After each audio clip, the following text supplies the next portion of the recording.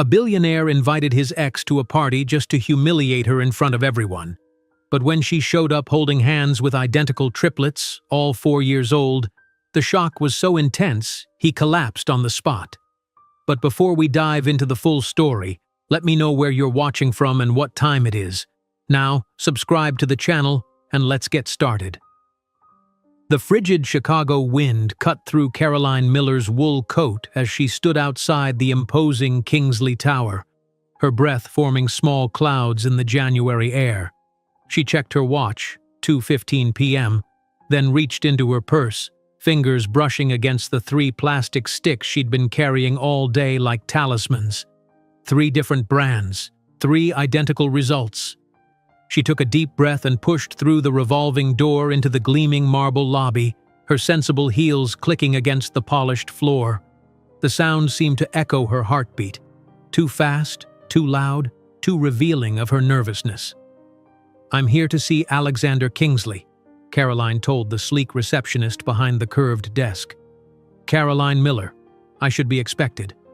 The receptionist, model thin with immaculate makeup, glanced at her computer screen, then up at Caroline, eyes sweeping over her department store dress and slightly wind-blown hair.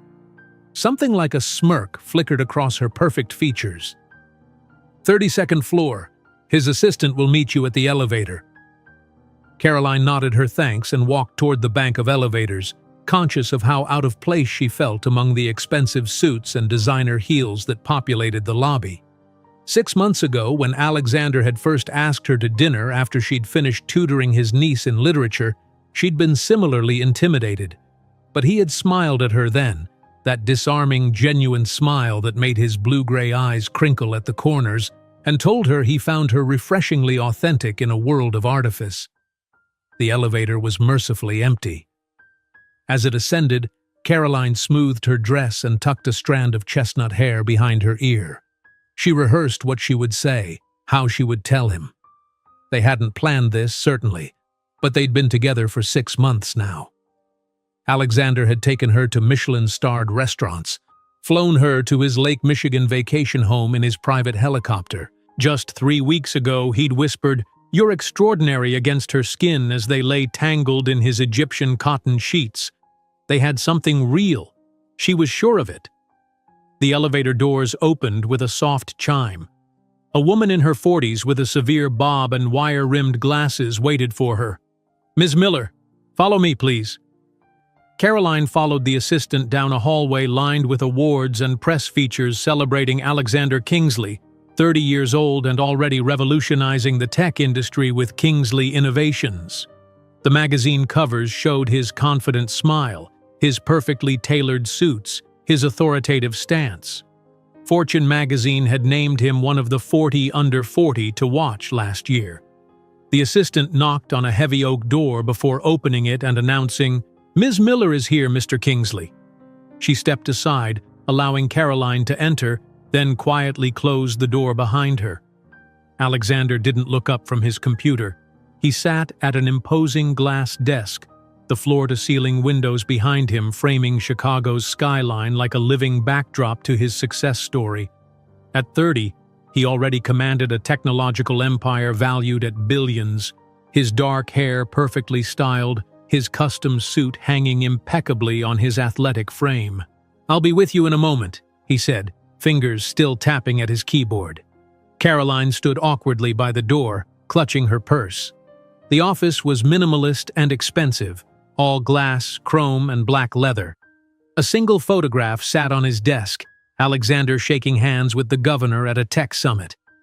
After what felt like an eternity, he finally looked up. There was no smile, no warmth in his eyes, just cool assessment, as if she were a business proposition he wasn't particularly interested in. "Caroline, what was so urgent that it couldn't wait until tonight?" She swallowed hard, moving closer to his desk. I thought this should be discussed in person, privately." Alexander leaned back in his chair, an impatient look crossing his features. "I have a board meeting in 45 minutes. What is it?"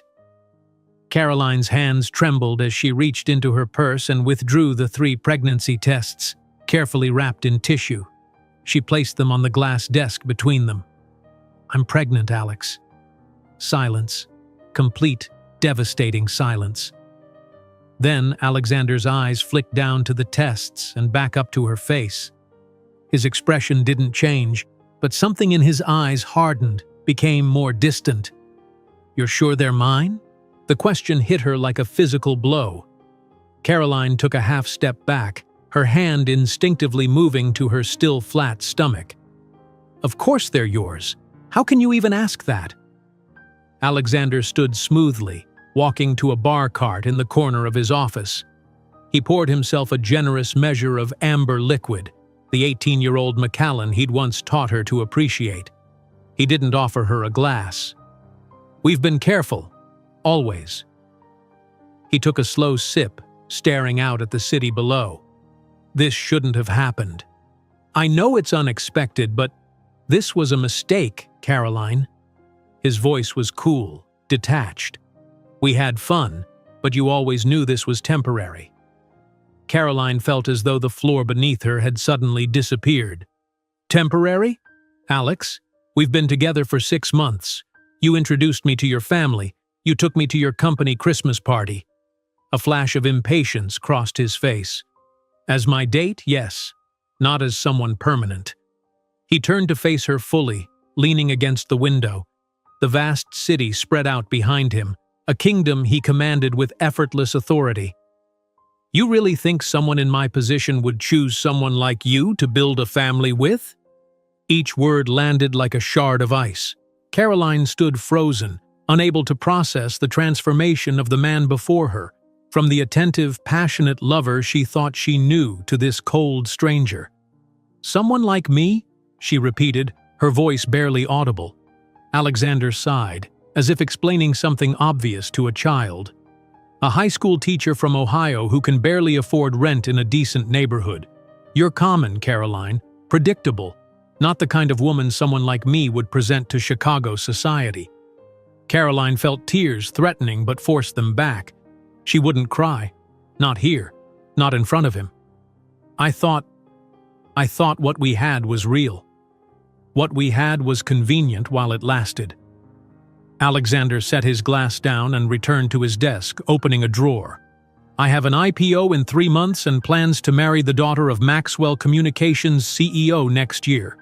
Did you really think I'd trade all that for you?" He pulled out a checkbook and began writing without hesitation. "I'll be generous. $100,000 should resolve this inconvenience." He tore the check free and held it out to her. "Use it for a discreet procedure or to raise the baby away from here. I don't care which. But don't expect my name to be involved." Caroline stared at the check, feeling sick. "I don't want your money, Alexander. I thought we were nothing more than a diversion." He cut her off sharply. "Look, I'm trying to be fair here. Take the check." When Caroline made no move to accept it, Alexander's expression hardened. He pressed a button on his desk phone. "Janet, please send security to my office. Ms. Miller is leaving." "Security?" Caroline whispered, disbelief washing over her. "You're having me escorted out?" Alexander's face remained impassive as he slid the check across the desk toward her. "This is a business transaction now, Caroline. Take the money and go quietly." The door opened behind her, and 2 large men in dark suits entered. "Ms. Miller needs to leave," Alexander instructed coldly. "Please ensure she exits the building." "Alex, please," Caroline began, but he had already returned his attention to his computer screen, dismissing her completely. One security guard took her elbow firmly but not roughly. "Ma'am, this way, please." Caroline allowed herself to be led to the elevator, the pregnancy tests left behind on Alexander's desk like discarded trash. The security guards flanked her in the elevator, their presence making the spacious car feel claustrophobic. She stared at the decreasing floor numbers, fighting to maintain composure, refusing to let the tears fall until she was alone. When they reached the lobby, the guards escorted her across the polished marble floor, past curious onlookers and the smirking receptionist. They released her only when they reached the revolving door. "Have a good day, ma'am," one said mechanically. Outside, the bitter wind seemed welcoming compared to the coldness she'd just experienced.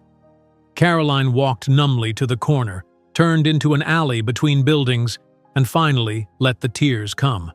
She sobbed, one hand against the rough brick wall, the other pressed against her stomach where new life grew, life that Alexander Kingsley had dismissed as an inconvenience. As her tears subsided, a strange calm settled over her. She straightened, wiped her face, and looked back at Kingsley Tower rising into the steel-gray sky. "I'll do this without you," she whispered. "I'll do this despite you." That cold Chicago night, as Caroline trembled in the unforgiving wind, she couldn't imagine that in 15 years she would be in that same building, not as an unwelcome visitor, but as the most powerful businesswoman at the technology conference, watching Alexander Kingsley struggle for her attention. Caroline trudged up the crumbling concrete steps to her apartment building, the bitter Chicago wind biting through her thin coat. The conversation with Alexander still echoed in her mind like a bad dream. Had it really only been 3 hours since her world collapsed? The security guards' stern faces, the receptionist's smirk, and worst of all, Alexander's cold dismissal, "You're common, Caroline," played on repeat in her thoughts. Her key stuck in the lock, requiring the usual jiggle and forceful push. Inside, her apartment felt smaller than usual, the walls closing in on her new reality. She dropped her purse on the kitchenette counter, noticing the blinking light on her answering machine. 3 messages. The first was from Westfield Academy, the prestigious private school where she taught literature. "Ms. Miller, this is Headmaster Richards. Please call me back at your earliest convenience regarding an urgent matter." Caroline frowned. She'd taken a personal day for her appointment with Alexander, all properly arranged. The second message began playing. "Caroline, it's Alexander's assistant. Mr. Kingsley wanted me to confirm that you received his offer. Please acknowledge receipt by tomorrow." Her stomach twisted. The check. She'd left it on his desk, refusing to take his blood money. The third message made her sink into a chair. "Ms. Miller, Headmaster Richards again. I'm afraid I need to inform you that your position at Westfield Academy has been terminated, effective immediately. Your personal items will be packed and sent to your address. This decision is final. We'll mail your last paycheck." Caroline sat in stunned silence. Westfield Academy, where she'd taught for only 7 months since moving to Chicago, was owned by Lawrence Thornton, a close friend of Alexander's. The connection wasn't difficult to make. In less than 4 hours, she'd lost her boyfriend, her job, and any illusion of security for the life growing inside her. The tears came again, but differently this time, hot, angry tears that burned her cheeks. "Damn you, Alexander," she whispered into the empty apartment. 2 weeks later, Caroline sat across from her landlord in his cluttered office. Mr. Patel reviewed her lease agreement with a sympathetic but firm expression. "Ms. Miller, I understand your situation is difficult, but you're 3 weeks behind on rent. I have other tenants waiting for units." "I just need a little more time," Caroline pleaded. "I have interviews lined up. Once I find a new position—" "I'm sorry," Mr. Patel interrupted gently. "I've been as flexible as I can be. You'll need to vacate by the end of the month." Caroline nodded numbly, gathering her purse. On the street, she pulled out the classified section of the Chicago Tribune, circling another rental ad in a neighborhood she'd previously avoided due to its high crime rate. The rent was half what she currently paid, and possibly within reach of her dwindling savings. The apartment she viewed that afternoon had peeling paint, a single hanging light bulb in each room, and neighbors whose arguments penetrated the thin walls. The landlord, a large man who smelled of cigarettes, didn't ask for references or seem concerned about her employment status. "First and last month's rent, cash only," he grunted. "Take it or leave it." Caroline took it, handing over a significant portion of her remaining funds. She would move in 3 days. "I'm sorry, but we've decided to go with someone else," said the restaurant manager, not meeting Caroline's eyes as he handed back her application. His gaze flickered briefly to her midsection, where a small but noticeable bump had begun to form at 14 weeks. Caroline forced a smile. "Thank you for your consideration." Outside Tony's diner, she checked off another entry on her increasingly tattered list of potential employers. This was the third restaurant to reject her application this week.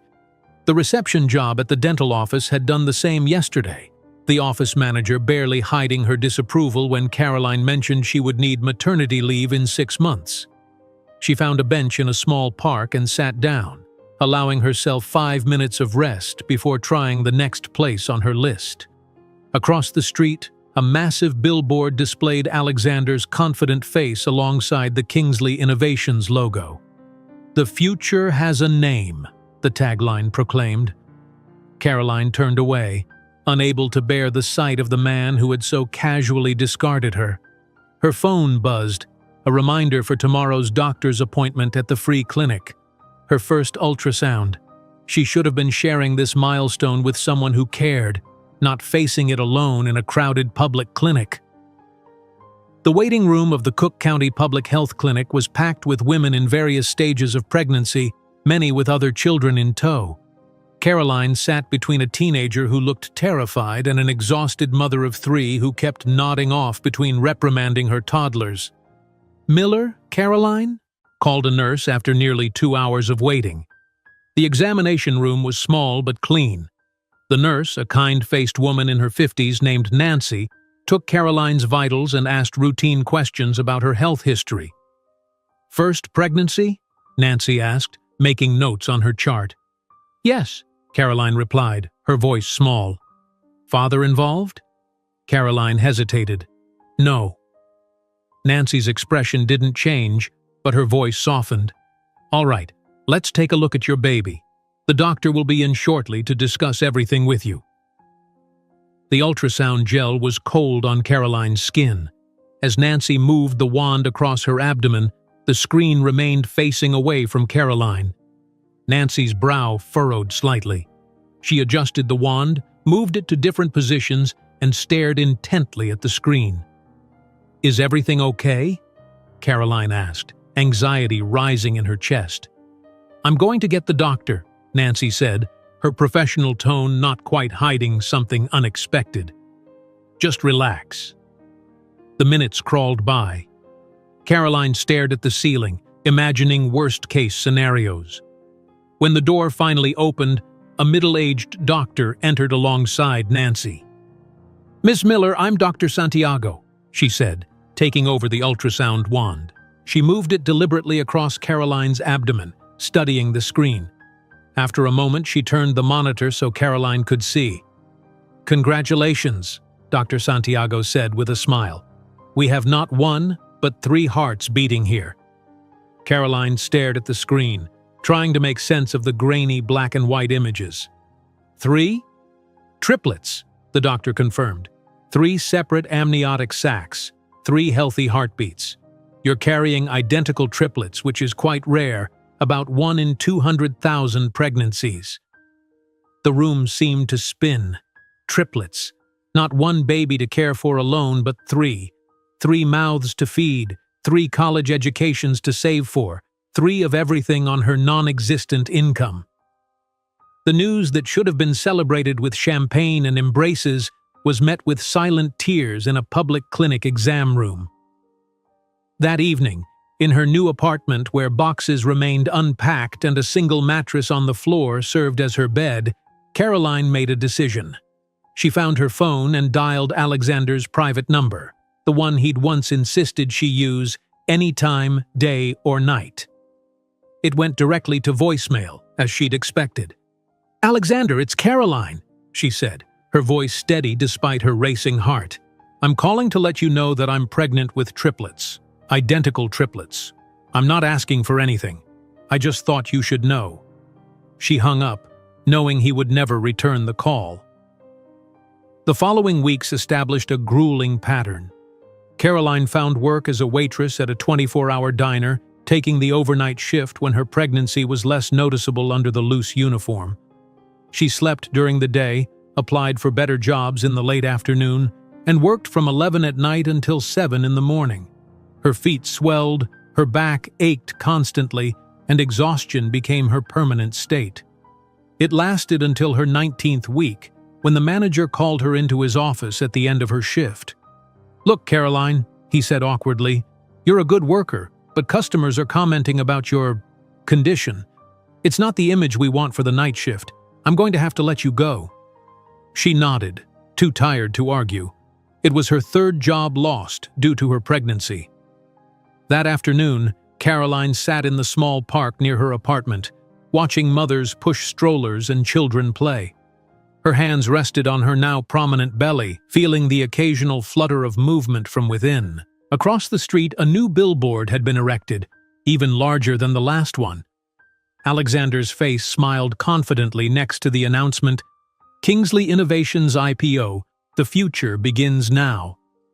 "My children will have a name too," Caroline whispered, caressing her belly. "Mine. And someday when they ask about you, I'll tell them you gave us the greatest gift, the chance to prove we're extraordinary without you." That night, Caroline cleared her small kitchen table and found a notebook and pen. She opened to a fresh page and wrote at the top, "5-year plan." Beneath it, she outlined her strategy. She would use her literature background and her programming hobby to create a digital educational platform. Her college capstone project on adaptive learning would be the foundation. While her babies slept, she would work. While they grew, she would build. One day, the name Miller would be as recognized as Kingsley, not through inheritance or connections, but through innovation and perseverance. As she wrote deep into the night, a sense of purpose replaced her despair. Alexander had called her common and predictable, but she would prove him wrong. Her children would not grow up in shame or poverty. They would be raised by a mother who transformed rejection into opportunity, abandonment into strength.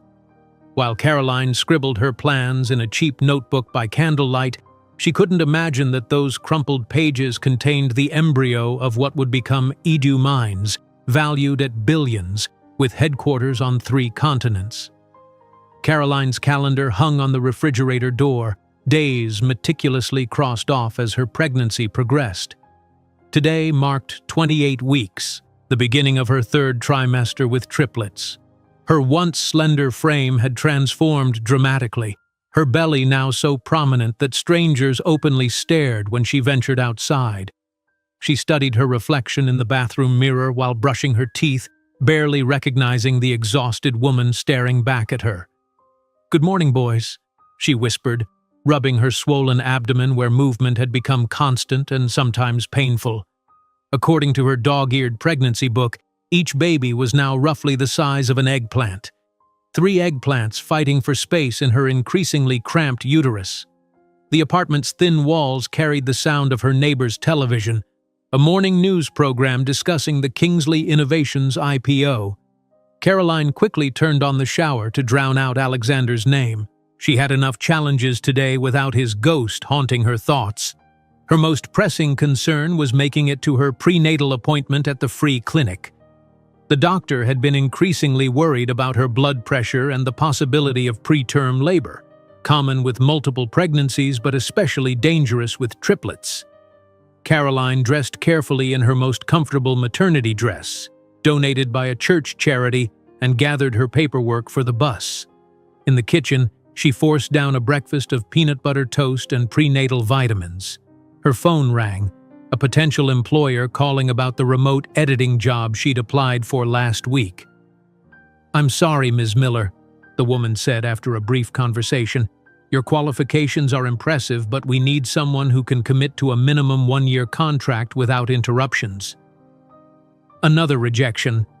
Caroline added it to her mental tally as she locked her apartment door and began the slow journey down 3 flights of stairs.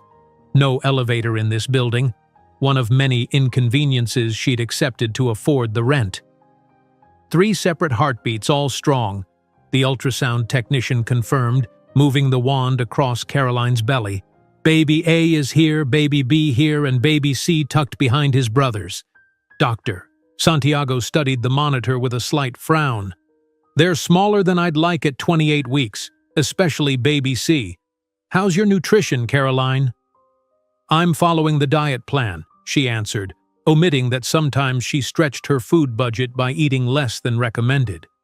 The doctor's expression softened. You're doing everything right under difficult circumstances, but these little ones need more calories than you're getting. I'm prescribing additional supplements and referring you to the hospital's food assistance program. Caroline nodded, blinking back tears. Even her body was failing her babies. Have you thought about what happens after they arrive? Dr. Santiago asked gently. Triplets are an enormous challenge even with support systems.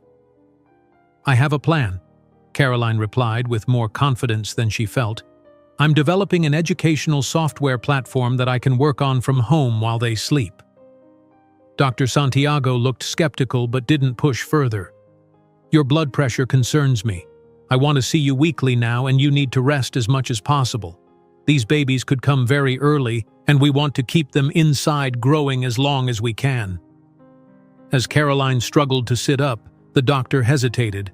Caroline, I have to ask, has the father's situation changed? Is there any possibility of support? Caroline shook her head. He made his position clear. We're on our own.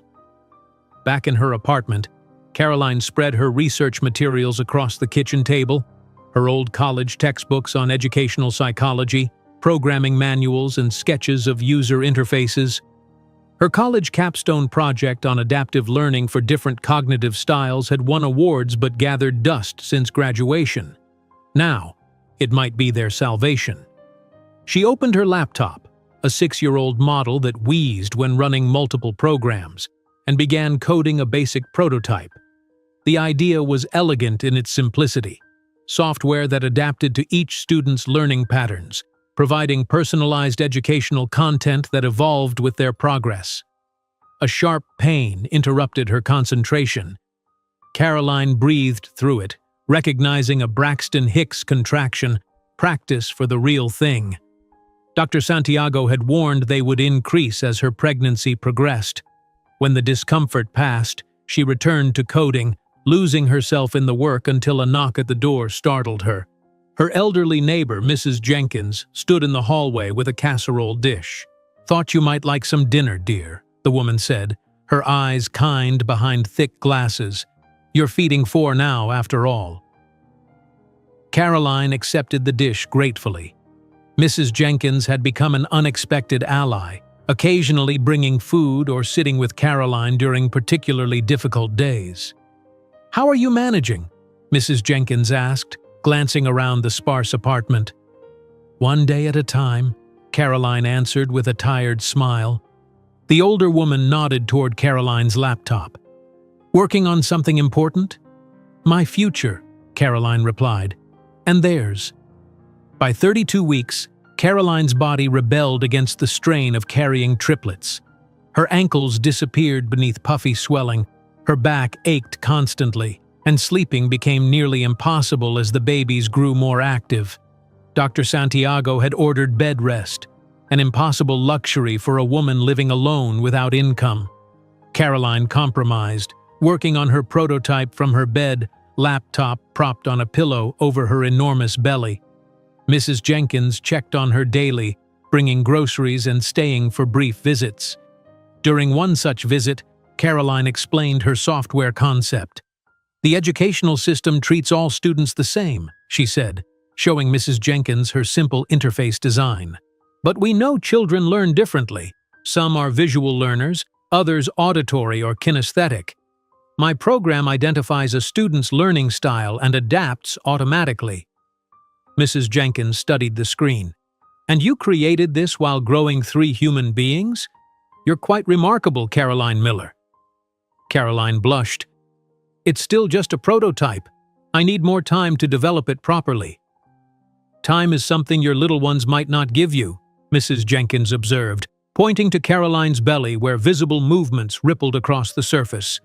That night, Caroline lay awake, feeling her son's restless movements. Just a few more weeks, boys, she whispered. Give Mommy a little more time to prepare. But the universe had other plans. The contractions began at 4 in the morning, 33 weeks into her pregnancy. Caroline recognized immediately that these weren't practiced contractions. They came with alarming regularity and increasing intensity. She reached for her phone with shaking hands and dialed 911. "I'm pregnant with triplets," she gasped when the operator answered. "I'm having contractions. I think it's too early." While waiting for the ambulance, Caroline called Mrs. Jenkins, who promised to meet her at the hospital. The pain intensified as paramedics arrived, strapping her onto a stretcher and racing through pre-dawn Chicago streets. In the emergency room, everything accelerated. Dr. Santiago appeared, somehow on duty at this ungodly hour, her face set in professional concern.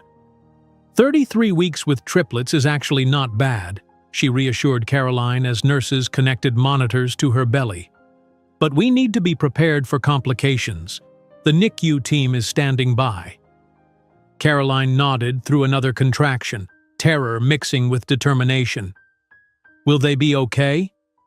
"They're fighters, just like their mother," Dr. Santiago answered, checking the monitors. "But I'm concerned about baby C. His heart rate is showing distress." The words triggered a cascade of activity. Caroline found herself being rushed to an operating room, consent forms thrust before her for emergency cesarean section. "I'm scared," she admitted to Mrs. Jenkins, who had arrived still wearing her housecoat and slippers. The older woman squeezed her hand. "You won't be alone. I'll be waiting right here." Under harsh operating room lights, Caroline felt strangely detached as the anesthesiologist explained the spinal block procedure. She focused on a single thought. Soon she would meet her sons, the tiny lives that had given her purpose when everything else was taken away. "You'll feel pressure but no pain," Dr. Santiago explained from behind her surgical mask. "We need to move quickly for baby C." Caroline nodded, tears sliding down her temples into her hair. In this moment of extremity, Alexander's abandonment seemed distant, almost irrelevant. These were her children, her future, her new beginning. A pressure unlike anything she'd experienced, then activity beyond the blue surgical drape. A tiny, indignant cry pierced the clinical atmosphere. "Baby A," announced Dr. Santiago. "A boy, as expected." Seconds later, another cry joined the first. "Baby B, another healthy boy!" Caroline held her breath, waiting for the third cry. Silence stretched for several excruciating seconds before a weaker wail finally emerged. "Baby C is here," Dr. Santiago said with audible relief. Smaller than his brothers but fighting hard. 3 babies, whisked immediately to waiting incubators, glimpsed only briefly as they passed. Tiny red faces, impossibly small limbs, translucent skin. Caroline reached out instinctively, but they were already gone, rushed to the NICU by the specialized team. "They need immediate care," a nurse explained gently. "You'll see them soon." As the surgical team completed their work, Caroline felt an overwhelming emptiness. For months, she'd carried 3 lives within her body. Now they were separate beings, fighting their own battles in plastic boxes somewhere in the hospital. Hours later, wheeled into the neonatal intensive care unit in a hospital bed, Caroline finally saw her sons properly. 3 incubators stood side by side, each containing a tiny infant connected to monitors and tubes. The NICU nurse introduced them formally. "This is Ethan, your firstborn. He weighs 4 pounds, 3 ounces. Caroline reached through the incubator's porthole, gently touching Ethan's miniature hand. His fingers reflexively curled around her pinky, a grip surprisingly strong for someone so small. "This is Oliver, 4 pounds even." Oliver was slightly redder than his brother, his face scrunched in what looked like concentration. "And this is Noah, 3 pounds, 5 ounces. He's the smallest but holding his own." Noah barely filled half the incubator, his thin chest rising and falling with the help of a breathing apparatus. Caroline's heart constricted at his fragility. "They're beautiful," she whispered, tears flowing freely now. The nurse checked something on Noah's monitor. "Will their father be visiting?" she asked conversationally. The question pierced Caroline's momentary happiness. In this most significant moment of her life, she was alone. No partner to share the wonder, fear, and overwhelming love. "No," she answered softly. "It's just us." She touched each incubator in turn, making a silent promise to the tiny fighters inside. "You'll never know he didn't want you," she whispered when the nurse stepped away. "For you, he simply won't exist." In that sterile NICU room, Caroline couldn't imagine that 15 years later, these three fragile, premature babies would become brilliant young prodigies courted by the world's best universities, while their biological father watched their achievements on television, consumed by regret. Caroline gently traced her finger along the edge of Ethan's incubator, marveling at how much he had grown in the 3 years since those terrifying first days in the NICU. All three boys had defied the odds, each emerging from the hospital after weeks of careful monitoring. Noah, the smallest, the last to come home after nearly 2 months. The digital clock on her nightstand read 4:30 in the morning. Caroline had been awake since 3, using these precious quiet hours to work on her educational software platform before the triplets woke up. She closed her laptop and tiptoed from the bedroom to check on her sons. Their small apartment had only 2 bedrooms, Caroline in one, all 3 boys sharing the other. 3 identical toddler beds lined the walls, each occupied by a sleeping 3-year-old with tousled dark hair. In sleep, they looked even more alike, though Caroline could distinguish them instantly. Ethan, the firstborn, slept with his arms flung wide as if embracing the world. Oliver curled on his side, one hand tucked under his cheek. Noah, still slightly smaller than his brothers, slept in a tight ball, knees drawn to his chest. Caroline allowed herself 5 minutes to simply watch them breathe before returning to her work. These silent moments felt sacred, proof that she had done something right despite overwhelming odds. By 5:15, she was back at her small desk in the corner of the living room, coding furiously before the chaos of the day began. The prototype of her adaptive learning platform was taking shape, built on the foundations of her college project. Each night she added more functionality, refined the algorithms, and dreamed of what it could become. At 6 o'clock precisely, the first stirrings came from the boys' room. Caroline saved her work and went to start breakfast. Morning routines with triplets required military precision. "Mommy!" Ethan was first to appear, still in dinosaur pajamas, hair sticking up at impossible angles. "I dreamed about robots." "Did they have laser eyes?" Caroline asked, pouring milk into 3 identical cups. "No, they were teaching robots, like in your computer." Caroline smiled.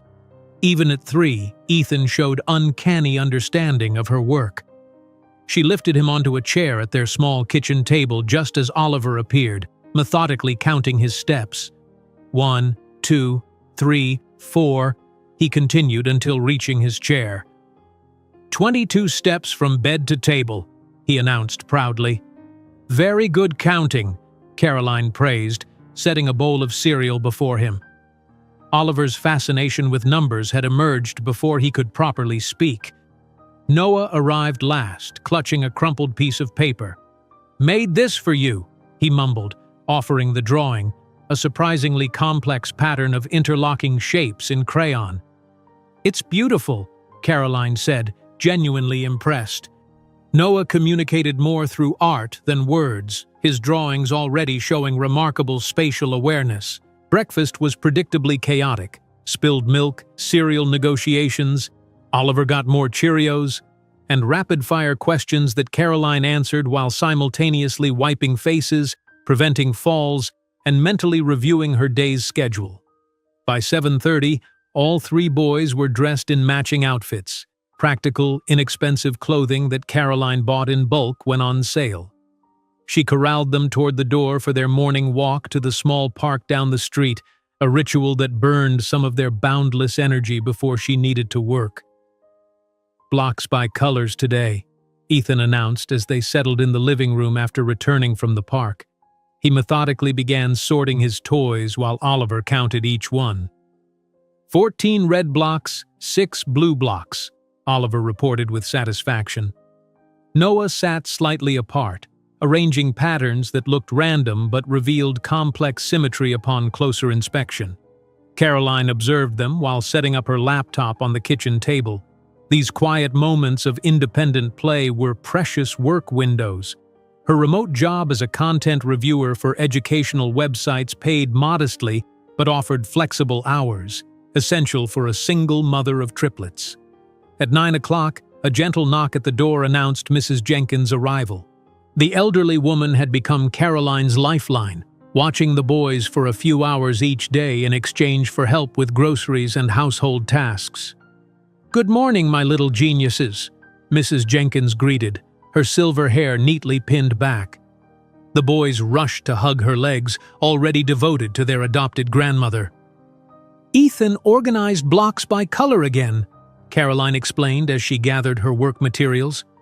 "Noah has been drawing all morning and Oliver—" "I counted to 100 backwards," Oliver interrupted proudly. Mrs. Jenkins raised her eyebrows at Caroline, who nodded confirmation. "He started doing that last week." "Remarkable," Mrs. Jenkins murmured. "These boys are special, Caroline."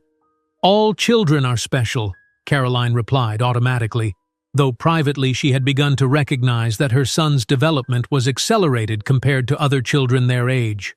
"Go work," Mrs. Jenkins shooed her toward the door. "We'll be fine. I brought cookie dough for us to bake later." Caroline kissed each boy goodbye and headed to the small cafe 8 blocks away that offered free Wi-Fi with purchase. The walk gave her time to mentally switch from mother to professional, both roles equally demanding but requiring different parts of her brain. The cafe, Beans and Bites, had become her unofficial office. For the price of a small coffee nursed over hours, she could access reliable internet faster than the spotty connection in her apartment. The baristas knew her by name now, occasionally slipping her a free refill or day-old pastry. Caroline settled at her usual corner table, positioned so she could see both the entrance and the sidewalk outside. She arranged her materials neatly: laptop, notebook filled with coding notes, and a worn textbook on educational psychology borrowed from the public library. The morning passed in a blur of focused work.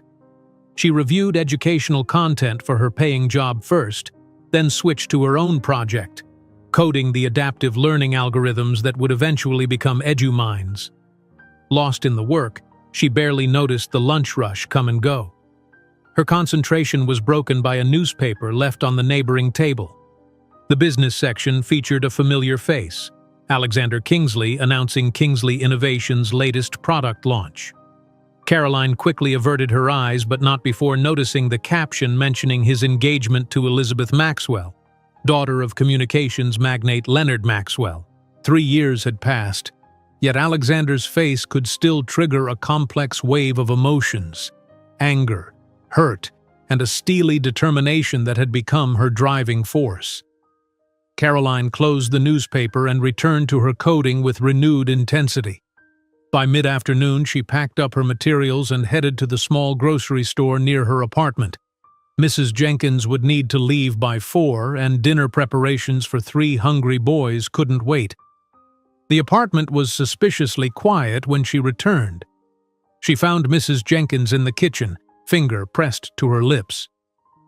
"All 3 fell asleep after helping with the cookies," she whispered, gesturing toward the living room where the triplets lay sprawled on the old rug, surrounded by books and toys. Caroline set down her groceries and took in the rare sight of all 3 boys sleeping simultaneously. "Thank you for today," she told Mrs. Jenkins. "I finished the interactive assessment module. It's starting to feel real."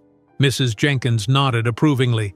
"Your boys are helping more than they know. I've never seen such different learning styles so clearly demonstrated." Oliver approached our counting game mathematically. Ethan wanted to understand the underlying logic, and Noah created a visual system that honestly made more sense than the traditional method. Caroline smiled. "They're my test subjects, and inspiration rolled into one." After Mrs. Jenkins left, Caroline worked quietly in the kitchen, preparing dinner while the boys slept. Her mind drifted to the newspaper article, Alexander's smiling face, his perfect fiancée, his seemingly charmed life. She wondered if he ever thought about the 3 lives he'd rejected, if he ever questioned his choice. The moment of self-pity passed quickly. Alexander's rejection had forged her into someone stronger, more determined than she'd ever been. His absence had created space for her sons to become extraordinary on their own terms. The boys woke in stages, Ethan first, then Oliver, Noah last as usual. Dinner was spaghetti, a favorite that generated predictable mess but guaranteed empty plates. Caroline listened to their 3-year-old perspectives on the day's adventures with Mrs. Jenkins, marveling at how differently each boy described the same activities. Bedtime rituals consumed the next 2 hours. Baths, stories, negotiations for just one more book that Caroline indulged more often than not. By 8:30, all 3 were tucked into their beds, eyes heavy with sleep. "Love you to the moon," Caroline whispered their nightly ritual. "And back," they chorused sleepily. Exhausted but determined, Caroline returned to her laptop at the kitchen table. She worked steadily until her eyes burned with fatigue, adding features to her prototype that had occurred to her while watching the boys play. Just before midnight, while saving her work, Caroline noticed an email that made her heart race. Chicago Tech Innovators was announcing their annual startup competition with a prize of $150,000 for the best educational technology concept. Her cursor hovered over the entry form link. Doubt crept in immediately. Who would take seriously a single mother without formal technology credentials? Her competition would be polished teams from prestigious universities, established programmers with industry connections. "You're common, Caroline. Predictable." Alexander's dismissive voice echoed in her memory. Her hands clenched into fists on the keyboard. She was raising 3 children alone while building something that could change educational access for thousands.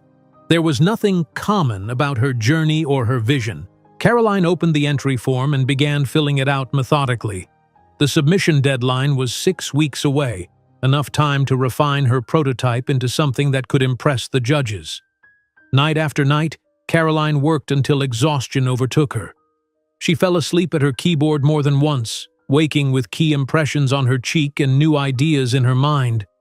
The boys unknowingly contributed to the project, Ethan finding interface bugs that Caroline hadn't noticed, Oliver's mathematical patterns informing the assessment algorithms, Noah's visual approach inspiring more intuitive design.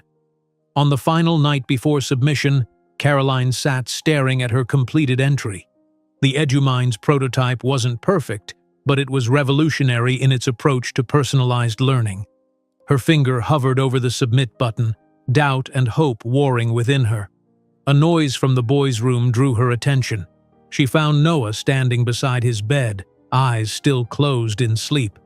"Smart," he murmured, still dreaming. "Mommy made smart things." Caroline guided him gently back to bed, tucking the covers around his small form. Returning to her computer, she pressed submit without further hesitation. 2 weeks of anxious waiting followed. Caroline checked her email obsessively between work and childcare, hope fading as days passed without news. Then, on a rainy Tuesday, while the boys napped and Mrs. Jenkins knitted quietly in the corner, the message arrived. Caroline stared at the screen, reading the first line repeatedly to ensure she understood. "Congratulations, your project EduMinds has been selected as a finalist." While Caroline cried tears of joy holding the finalist letter, she couldn't imagine that this competition would place her face-to-face with Leonard Maxwell, Alexander's future father-in-law, who would see in her idea the potential that Alexander himself had rejected years before. Caroline stared at the finalist notification email for so long that her screen dimmed to conserve battery. She jolted herself back to reality, quickly tapping the spacebar. This was happening. EduMinds had been selected as one of just 5 finalists for the Chicago Tech Innovators competition. The prize, $150,000, wasn't just money. It was a future, legitimacy, a chance to transform her late-night coding sessions into something real. The email contained detailed instructions. Finalists would present their projects to a panel of judges in 3 weeks at the Chicago Innovation Center. 10 minutes to demonstrate, 5 for questions. Professional, concise, compelling. "I did it," she whispered, pressing her hand to her mouth as tears threatened. The boys were napping, and she allowed herself this brief moment of pure, unfiltered joy. She printed the acceptance letter on her ancient printer, the mechanical wheeze seeming celebratory today rather than annoying. As the paper emerged, Caroline already began mentally preparing her presentation. She would need to refine the prototype, create clear visuals, practice her pitch until it flowed naturally. When Mrs. Jenkins arrived that afternoon, Caroline shared her news, voice trembling with excitement. "I'm not surprised," the older woman said, squeezing Caroline's hand. "Your boys aren't the only ones with exceptional gifts." "I'll need to practice my presentation," Caroline explained. "Could you possibly watch them for a few extra hours on some days?" "Of course," Mrs. Jenkins replied without hesitation. "This could change everything for you four." The next 3 weeks passed in a blur of intense preparation. Caroline refined her prototype, addressing small bugs and enhancing the user interface. During the day, she maintained her routines with the boys, but every evening after their bedtime, she transformed into a tech entrepreneur, rehearsing her presentation in front of her bathroom mirror while brushing her teeth.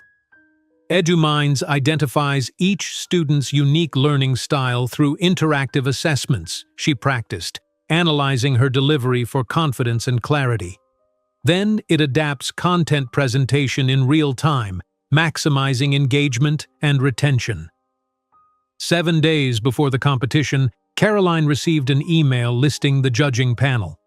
Her heart nearly stopped when she read the third name, Leonard Maxwell, CEO of Maxwell Communications, the father of Elizabeth Maxwell, Alexander's fiancée. The universe had a twisted sense of humor. After a moment of panic, determination replaced fear. If Leonard Maxwell was judging, she would simply have to be so impressive that her connection to Alexander wouldn't matter, because she certainly wouldn't mention it. The night before the presentation, Caroline laid out her only professional outfit, a navy blue dress purchased at a consignment store and carefully tailored to fit her post-pregnancy body. She polished her modest heels and packed her laptop bag with multiple backups of her presentation. Everything was ready except for one critical detail: childcare. Mrs. Jenkins had committed to watching the boys during the competition, giving Caroline peace of mind to focus completely on her presentation.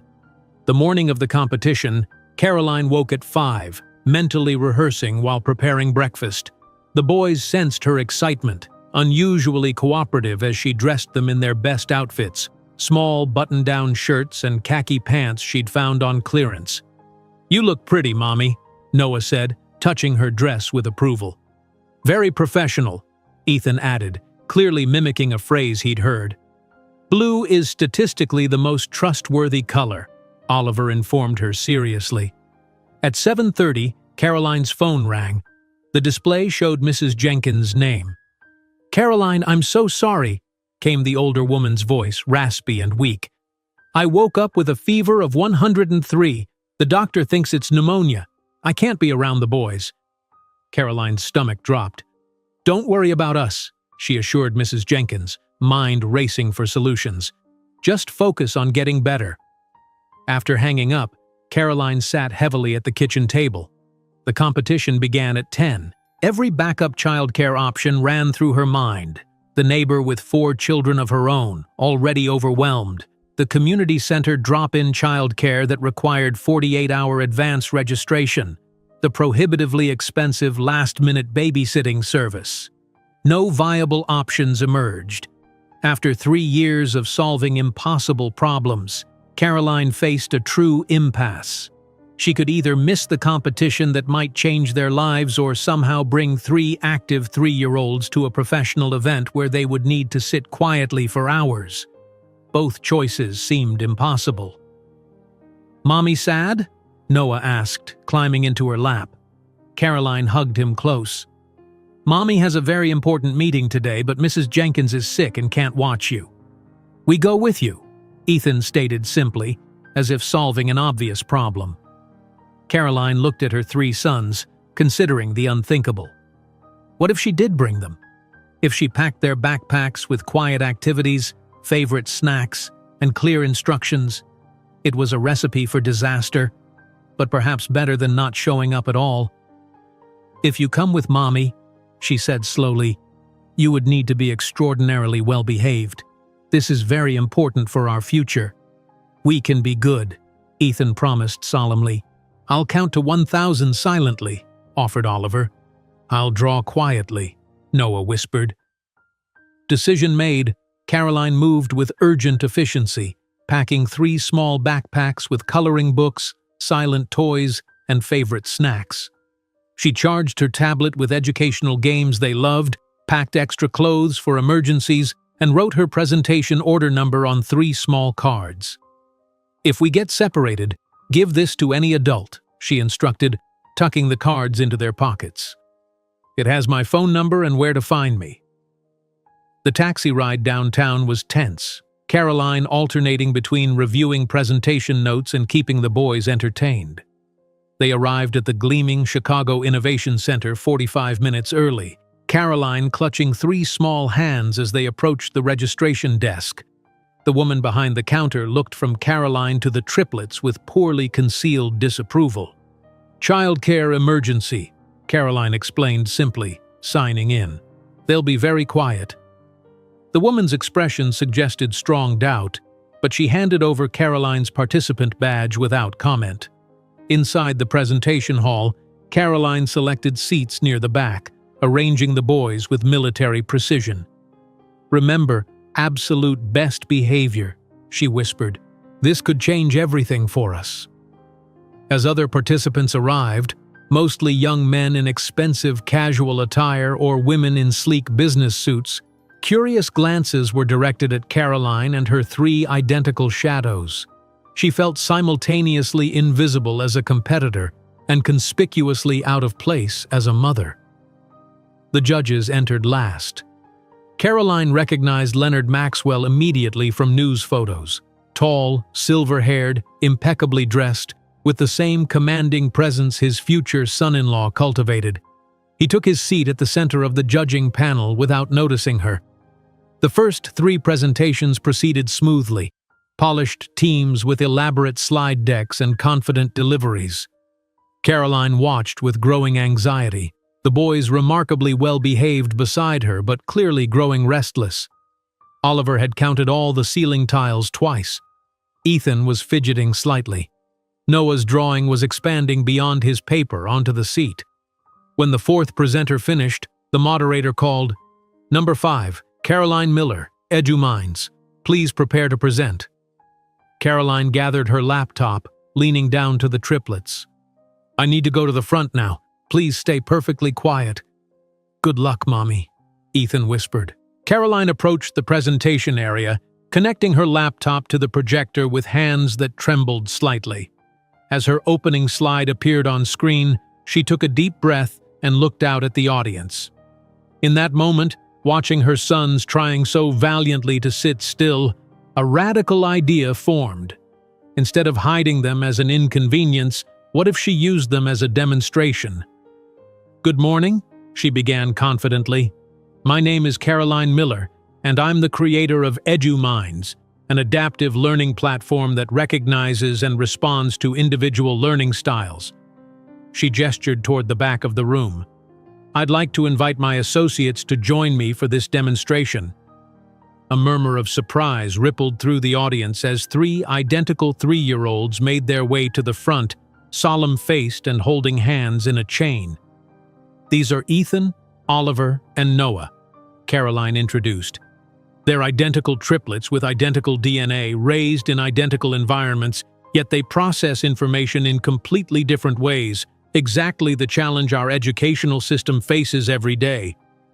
The judges sat up straighter, suddenly engaged. Leonard Maxwell removed his reading glasses, his gaze sharp with interest. Caroline opened her prototype on the main screen, and 3 smaller versions on tablets she quickly distributed to the boys, who took them with practiced ease. EduMinds begins with an assessment that appears game-like to the user, she explained as the boys interacted with the tablets. Watch how differently each child approaches the same task. The audience observed, fascinated, as Ethan methodically explored all options before deciding. Oliver rapidly calculated numerical patterns, and Noah intuitively navigated through visual cues. The system recognizes these differences, Caroline continued, showing the back-end analytics, and automatically adjusts content delivery to match each learning style. For the next 7 minutes, Caroline delivered a flawless presentation, using her sons as real-time demonstration subjects. When one of the judges asked a technical question about the algorithm, Ethan piped up unexpectedly. "It's like a smart puzzle that learns how you think," he explained earnestly. "The computer watches how you solve problems." Leonard Maxwell chuckled, clearly charmed. "Young man, that's one of the clearest explanations of machine learning I've heard." Another judge asked about implementation costs for schools with limited budgets. "That's our primary focus," Caroline answered. EduMinds is designed to work on existing school equipment, even older models, making it accessible to underserved communities. "The loading time is 7% faster than other programs," Oliver added precisely. I counted. By the time the buzzer sounded, ending her presentation, Caroline knew something extraordinary had happened. What began as a potential disaster had transformed into the most authentic, compelling demonstration of the day. The judges were smiling. The audience applauded enthusiastically. Leonard Maxwell was making notes with evident interest. Caroline gathered her materials and led the boys back to their seats, heart pounding with cautious hope. The final presentation seemed to drag endlessly, the triplets now fidgeting openly after their moment in the spotlight. Finally, the judges left to deliberate. Caroline took the boys to the lobby for a bathroom break and snacks, receiving surprisingly warm smiles from fellow competitors. "Mom of the Year and Tech Innovator," commented one young man in a hoodie. "Seriously impressive." When they returned, the judges had already resumed their places. The moderator approached the microphone. "After careful consideration, we are pleased to announce that the grand prize winner of this year's Chicago Tech Innovators Competition is EduMinds by Caroline Miller." The room erupted in applause. Caroline sat frozen in disbelief until Ethan tugged her hand. "Mommy, we won!" he whispered loudly. She walked to the stage in a daze, the triplets following like ducklings. As she accepted the ceremonial check, Leonard Maxwell stepped forward to shake her hand. "Remarkable presentation," he said, studying her with intelligent eyes. "Your technology has extraordinary potential, but I'm equally impressed by how you handled an obvious childcare crisis with such creativity." "Necessity breeds innovation," Caroline replied, finding her voice. "Indeed." He handed her a business card. "I'd like you to consider joining our technology incubator at Maxwell Communications. Your project deserves the resources to grow properly." Caroline looked at the card, recognizing the name Maxwell with a jolt of irony.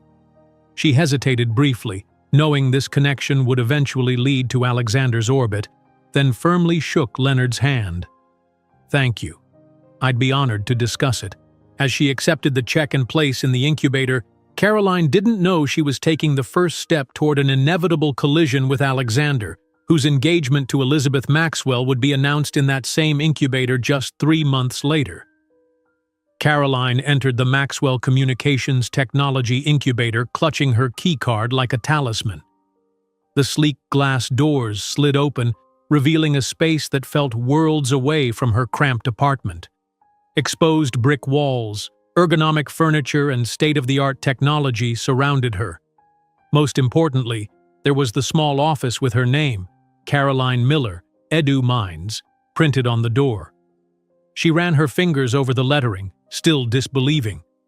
2 months had passed since winning the Chicago Tech Innovators Competition, and her life had transformed almost beyond recognition. The prize money had allowed her to upgrade her ancient laptop, hire a part-time programmer to assist with development, and move to a slightly larger apartment in a safer neighborhood. The boys now shared a bedroom with actual beds instead of mattresses on the floor. Caroline set down her bag and surveyed her new workspace. A high-end computer setup occupied the desk, with dual monitors and processing power she'd only dreamed of before. A small conference table filled the corner, perfect for meetings with potential investors or collaborative work sessions. Her phone chimed with a reminder: interview at 11 o'clock. Leonard Maxwell was helping her build a small but dedicated team, starting with her first official employee. The first candidate arrived precisely on time, Maya Chen, a recent computer science graduate with a minor in early childhood education. Caroline immediately liked her focused energy and genuine interest in educational accessibility. "I can't offer the salary you'd get at Google or Microsoft," Caroline explained candidly after they'd discussed Maya's qualifications. "But I can promise you'll be building something meaningful, something that could change how children learn." Maya leaned forward, eyes bright with interest. "I've turned down 2 corporate offers already. They wanted me to optimize ad delivery algorithms." She made a face. "I'd rather work on something that matters, especially for underserved communities." Caroline smiled, recognizing a kindred spirit. "Welcome to EduMinds." With the prize money and Maxwell's incubator resources, Caroline's vision began taking tangible shape. The prototype transformed into a robust platform with enhanced features and sleeker interface. Maya's programming skills complemented Caroline's conceptual approach perfectly, and together they made rapid progress. The triplets, now 5 years old and in kindergarten at a modest public school, remained at the heart of everything. Each evening, they visited her office after school, ostensibly for Caroline to check homework, but inevitably gravitating toward the computers where they tested new features. "This part is confusing," Ethan would point out, his analytical mind catching logical flaws that adults missed. "I counted 17 seconds for this page to load," Oliver would report, stopwatch in hand. "That's 3 seconds slower than yesterday." "The colors are wrong," Noah would insist, rearranging interface elements with surprising aesthetic judgment. "Blue means sad here, but happy here. It's inconsistent." Caroline integrated their feedback religiously, recognizing that children were her true end users, not the adults who would purchase the software.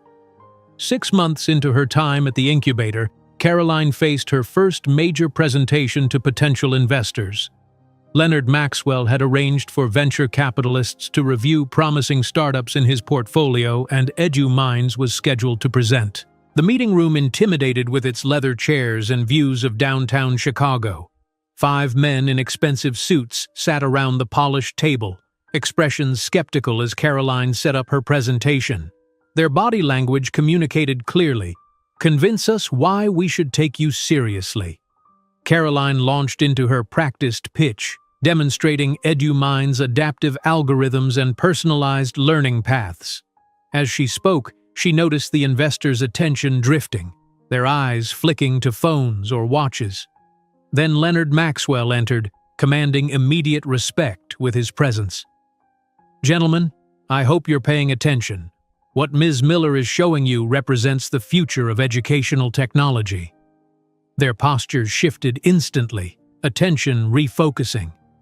Caroline continued with renewed confidence, finishing her demonstration to thoughtful nods.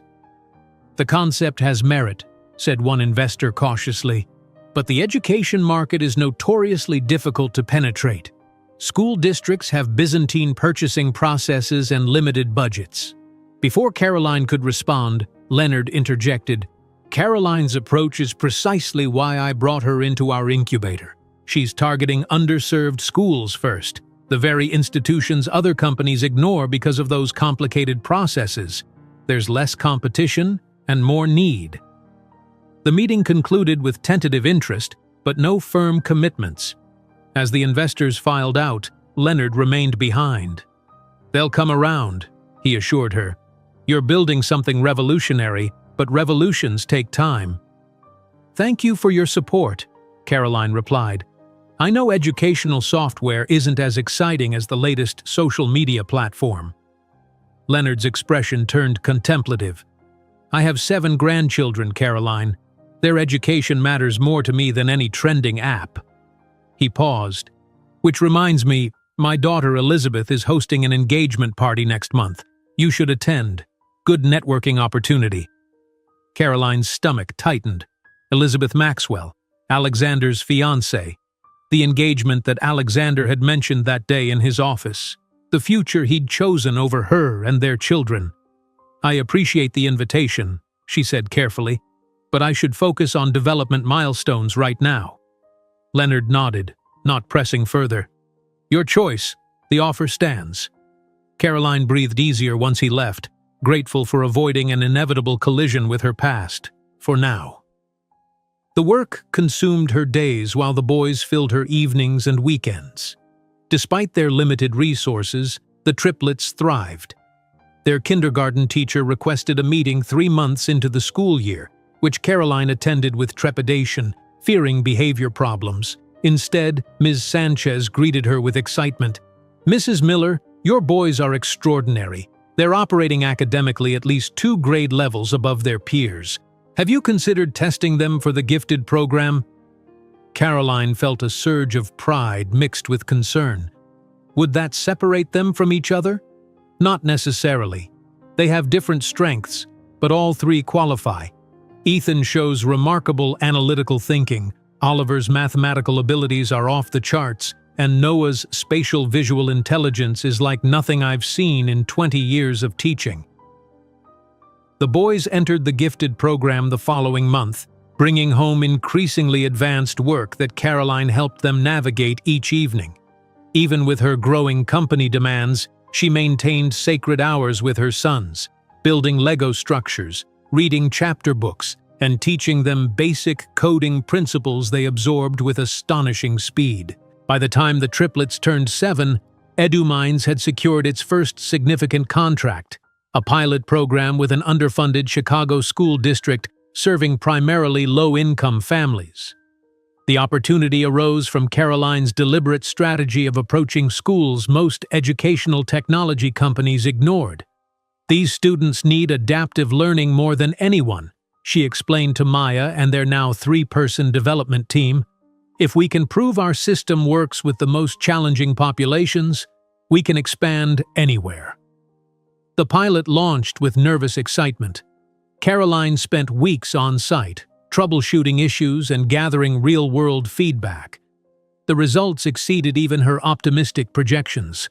Student engagement increased dramatically, and early testing showed improved retention of material across all learning styles. The district superintendent, impressed with the preliminary data, invited Caroline to present at a regional education conference. The resulting publicity caught the attention of education reporters, leading to the first media coverage of EduMinds in industry publications. Caroline kept a low profile in these interviews, providing technical information but declining photographs or personal features. Her privacy strategy was partly to protect the boys from unwanted attention and partly to avoid the possibility of Alexander discovering their existence through media coverage. EduMinds reached its first significant milestone when the boys were 7.5, breaking $1 million in annual revenue. The company had grown to 15 employees, each sharing Caroline's vision of accessible, adaptive education. To celebrate, she took the team to dinner at a modest restaurant and presented each employee with a small bonus. That evening, after tucking the boys into bed in their small but comfortable bedrooms, Caroline allowed herself a rare moment of reflection. She opened her laptop and searched for Alexander Kingsley, something she avoided for years. His wedding to Elizabeth Maxwell had made business news 18 months earlier. Kingsley Innovations continued its upward trajectory, though recent reviews of their products had been mixed. Alexander's face looked harder in recent photos, success etching lines around his eyes that hadn't been there before. Caroline closed the browser, feeling nothing but a distant acknowledgement of a life that had diverged from hers. What once caused pain now barely registered as relevant to her existence. The following morning, Caroline received an unexpected alert from the incubator's front desk. "Mrs. Miller, there's been a schedule change. Mr. Kingsley and Ms. Maxwell will be touring the incubator today at 2 o'clock. Caroline's heart raced. After years of careful avoidance, Alexander would be in the same building, possibly walking past her office. Worse, the boys were scheduled to visit after school, as they did every Thursday. "Thank you for the heads up," she replied calmly, mind already calculating contingencies. When the triplets arrived at 1:30, Caroline ushered them quickly into her office, closing the blinds. "We're playing a hiding game today," she explained, keeping her voice light. "We need to stay very quiet in here until I say it's safe to come out." "Like spies?" Ethan asked, immediately intrigued. "Exactly like spies," Caroline confirmed, setting them up with tablets loaded with educational games. "Secret agents on a special mission." Through a crack in the blinds, Caroline watched Alexander and Elizabeth pass by, accompanied by Leonard Maxwell and several incubator executives. Alexander looked exactly as she remembered, confident to the point of arrogance, his expensive suit and perfect hair projecting success and control. Elizabeth clung to his arm, diamond engagement ring catching the light. They passed without noticing her office, but Caroline's heart didn't slow until the elevator doors closed behind them. She sank into her chair, hands trembling slightly. "Can we come out now?" Noah whispered, sensitive as always to her emotions. "Mission accomplished," she announced, forcing brightness into her voice. "You were perfect secret agents." That night, after the boys were asleep, Caroline stood at her kitchen window staring at the city lights. The near miss with Alexander had shaken her more than she wanted to admit. Seeing him in person, still handsome, still successful, still moving through life as if she and the boys had never existed, reignited a determination she thought had settled into simple ambition. "We're going to grow so big he can't ignore us," she whispered to the sleeping city. "Not for revenge, for vindication." The next morning, she called a real estate agent. It was time to look for their first real home, something with a yard, separate bedrooms for each boy, and a proper office where she could work when needed. A home that would erase the last vestiges of the struggling single mother Alexander had dismissed so easily. While Caroline turned the key in their new front door, she couldn't imagine that in less than 10 years, she would be purchasing an entire building in downtown Chicago, while Alexander Kingsley lost his luxury penthouse to relentless creditors.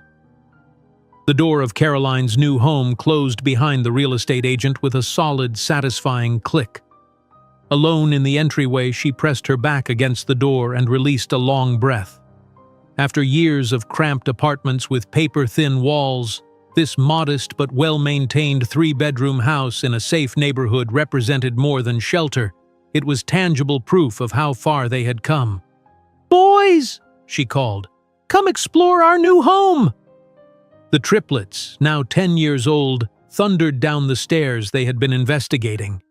Though identical in appearance with the same dark hair and blue-gray eyes that occasionally caused Caroline's heart to clench when she caught Alexander's features reflected in their faces, their personalities had diverged dramatically. "Mom, I counted 17 steps exactly," announced Oliver, notebook already filled with measurements and calculations. "The second floor is approximately 912 square feet based on my pacing." Ethan was already examining the security system panel near the door. "This is a model TX440. I read about it online. I can program it to recognize our specific entry patterns." Noah trailed behind, eyes wide as he absorbed the space aesthetically. "The light here is perfect for my drawing table," he said quietly, pointing to a corner of the living room where sunshine spilled through bay windows. Caroline smiled, watching them scatter to claim bedrooms and explore every nook of the house that was finally theirs. Not a rental, not temporary, but purchased with the proceeds from EduMind's expanding success. The company had grown explosively over the past 3 years. What began as educational software for underfunded schools had expanded to serve districts nationwide, with interest growing internationally. Caroline now led a team of 35 employees working from offices that occupied a full floor in the Maxwell Communications building. Leonard Maxwell had proven to be more than a benefactor. He had become a true mentor, guiding Caroline through the complexities of scaling a tech startup while fiercely protecting her privacy. He never again mentioned Alexander or Elizabeth after Caroline's polite refusal to attend their engagement party, seeming to intuit that there was history better left undisturbed. That evening, after pizza on the floor of their unfurnished dining room, a celebration tradition dating back to their first apartment, Caroline sat on the front porch watching the boys explore the small yard. Her phone chimed with an email notification that made her breath catch. EduMinds had been selected for a feature in EdTech Innovator magazine. The article would highlight their successful implementation in Singapore's school system, their first international contract. Caroline had spent months adapting the platform for different cultural learning contexts, and the results had exceeded projections. The Singapore Ministry of Education was already discussing expanded implementation. While the recognition thrilled her, the request for a photo shoot and extensive interview triggered her protective instincts. Since founding EduMinds, Caroline had maintained a deliberately low profile, providing only a professional headshot and minimal biographical information in press materials. The less visible she remained, the less likely Alexander would discover the successful company and the 3 boys that had emerged from his rejection. She replied to the editor with a diplomatic compromise. She would provide expanded technical information and allow photography of the software in use, but would limit personal exposure to a brief interview conducted via email. The company's work, not its founder, should be the focus. This strategy had served her well. EduMinds had garnered respect in educational technology circles without attracting the wider business media attention that might bring Alexander's world colliding with hers.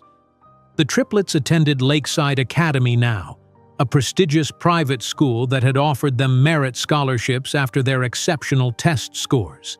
There, they were simply the brilliant Miller triplets, their parentage unremarkable and unquestioned. "Mom!"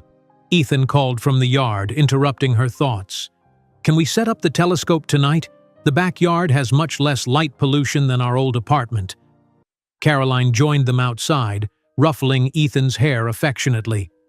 "Let's get it set up after dinner. We should be able to see Jupiter tonight." The following weeks established new rhythms in their household. The boys thrived with their own bedrooms for the first time, though Caroline often found them gathered in one room anyway, their connection transcending physical space. Their academic achievements continued to impress even the experienced faculty at Lakeside Academy, each boy excelling in different areas while maintaining strong performance across all subjects. On a crisp October afternoon, Caroline arrived at Lakeside for the annual science fair. The school's gymnasium had been transformed into a showcase of student projects, with judges from local universities and technology companies evaluating entries. Ethan's project stood out immediately, a sophisticated adaptation of EduMinds' core technology designed specifically for students with dyslexia. His display included compelling before and after demonstrations showing how the modified algorithm helped struggling readers identify and process text more effectively. Caroline watched proudly as her son confidently explained his work to impressed judges, his explanation precise and accessible without condescension. At 10 years old, Ethan demonstrated a natural ability to communicate complex concepts that many adult engineers lacked. "Remarkable work, young man," commented one judge, making notes on his clipboard. "Have you considered how this might be implemented more broadly?" "Yes, sir," Ethan replied earnestly. "The algorithm is scalable and could be integrated into existing educational platforms with minimal additional resource requirements." The judge raised his eyebrows, clearly not expecting such a sophisticated answer from a fifth grader. He extended his hand to Caroline, who had approached as the judging concluded. "Dr. Thomas Renwick, Kingsley Innovations." Your son has extraordinary talent. We're always looking for exceptional minds for our junior development program." Caroline froze momentarily at the company name, maintaining her composed smile through sheer will. "Thank you. Ethan is certainly passionate about accessible technology. If he's interested in technology development, we offer weekend workshops for gifted students," Dr. Renwick continued, retrieving a business card. "With his aptitude, he could qualify for our summer internship program despite being younger than our usual participants." Caroline accepted the card with a polite nod. "That's very kind. He's quite busy with multiple interests, but we'll certainly consider it." As Dr. Renwick moved to the next project, Ethan looked up at Caroline with excitement. "Mom, Kingsley Innovations. They're one of the biggest tech companies in Chicago. Can I go to their workshops?" Caroline tucked the card into her pocket, heart racing. "Let's discuss it later, honey. You should prepare for the awards announcement." The irony wasn't lost on her. Alexander's company trying to recruit the son he'd rejected before birth, attracted by the very brilliance he'd never bothered to discover. When Ethan was announced as the first-place winner in the technology division, Caroline's pride was tinged with a complex emotion she couldn't quite name. Not quite vindication, not quite anger, but something sharp and bittersweet. Similar scenarios played out throughout the year. Oliver won the regional mathematics competition, his photo appearing in the local newspaper with a caption celebrating his perfect score. Caroline carefully clipped and saved the article, but made no effort to share it more widely. Noah's innovative visual interface designs caught the attention of his computer science teacher, who incorporated elements into the school's learning management system. As the triplets' accomplishments accumulated, Caroline found herself increasingly strategic about their public presence. She declined Oliver's nomination to a televised academic competition, citing schedule conflicts. When Noah's artwork was selected for a citywide exhibition, she attended the opening night but kept him away from photographers. These protective measures weren't just about avoiding Alexander. Caroline genuinely believed her sons deserved normal childhoods despite their exceptional abilities. Fame or public recognition too early could distort their development and values. EduMinds continued its steady growth, expanding into new markets and developing enhanced features. Caroline's leadership style emphasized sustainable growth over rapid expansion, quality over flashy features. When a major technology corporation approached with an acquisition offer of $50 million, many expected her to accept immediately. Instead, Caroline called an all-hands meeting in their office. "I've received an offer to purchase EduMinds," she announced to her team. "I'm declining." Murmurs of surprise rippled through the room. Her CFO looked particularly shocked. "Caroline, $50 million is well above market valuation. We should at least consider—" "We're not selling," Caroline interrupted firmly. "EduMinds isn't finished growing yet. Our mission to democratize quality education is just beginning." That evening, Caroline prepared a simple chocolate cake to celebrate the triplets' 10th birthday. Though she could now afford lavish parties and expensive gifts, she maintained certain traditions from leaner times. Homemade cake, thoughtfully chosen presents that emphasized experience over extravagance, and their special ritual of sharing their dreams for the coming year. "I want to create an algorithm that can identify learning disabilities earlier," Ethan shared, always focused on helping others. "I'm going to win the National Mathematics Championship this year," Oliver declared with characteristic confidence. "I want to design a completely new way for kids to interact with computers," Noah said softly. "Something no one has thought of yet." As Caroline listened to their ambitious plans, she felt a swell of emotion that threatened to overflow.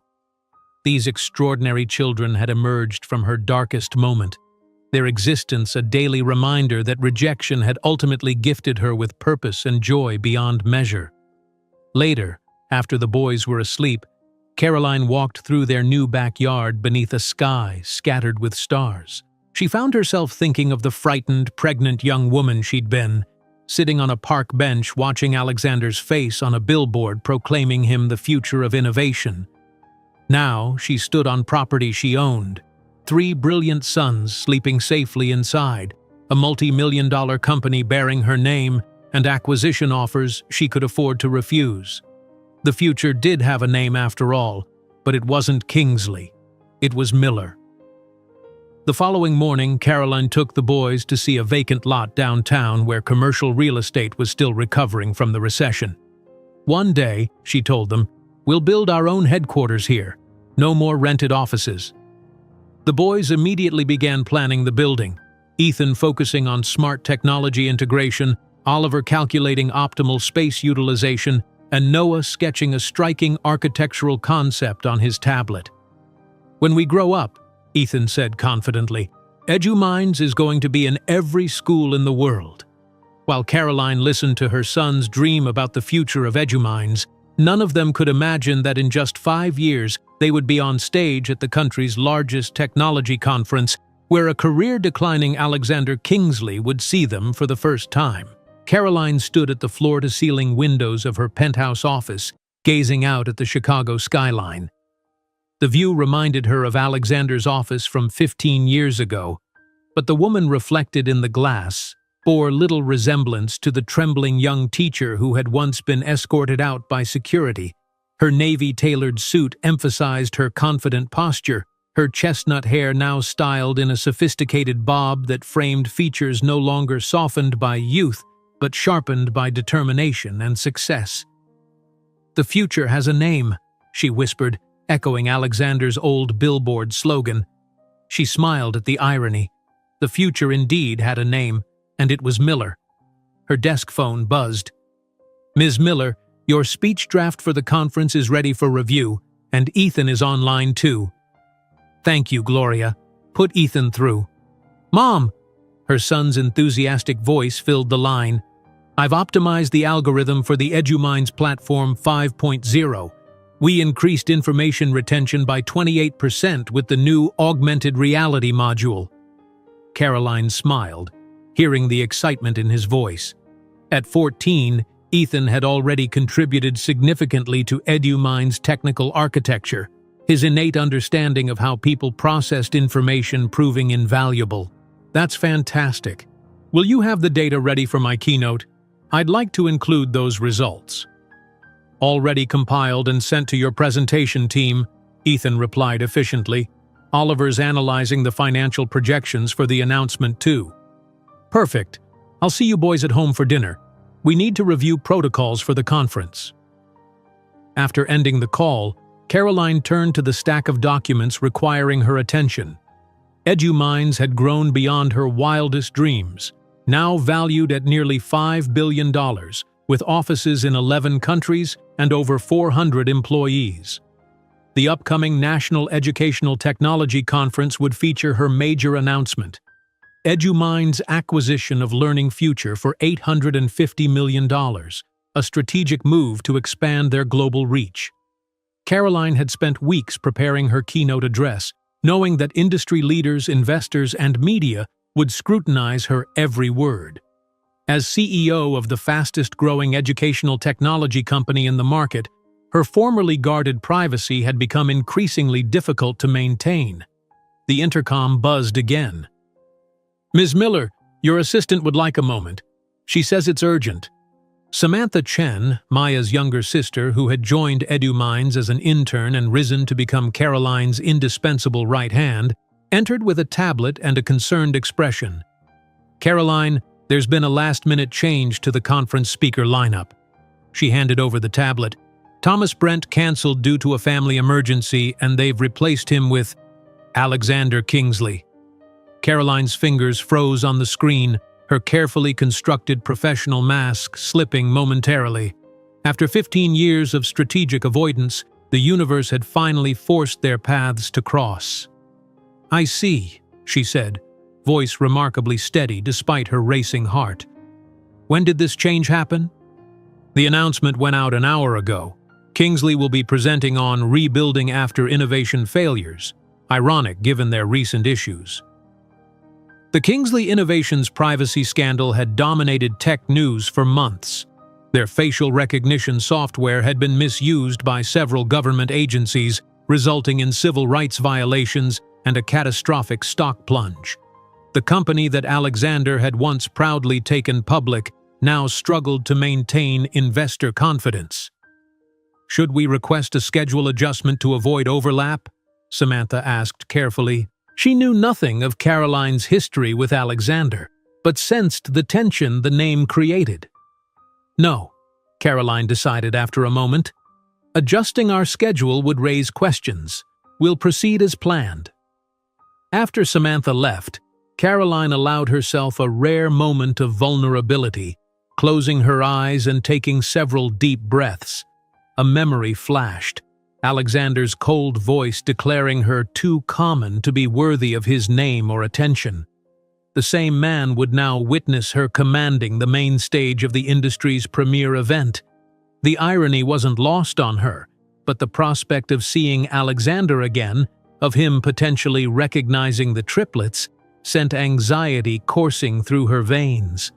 For 14 years, she'd protected her sons from the knowledge of their father's rejection, building a narrative that emphasized their strength as a self-sufficient family unit. Caroline pulled up the latest news coverage of Alexander Kingsley. The handsome young CEO from her memories had aged, distinguished silver at his temples, lines etched around his eyes, his expression in recent photos tense rather than confident. 2 failed marriages had followed his relationship with Elizabeth Maxwell, each dissolution documented in business gossip columns speculating about prenuptial agreements and settlement terms.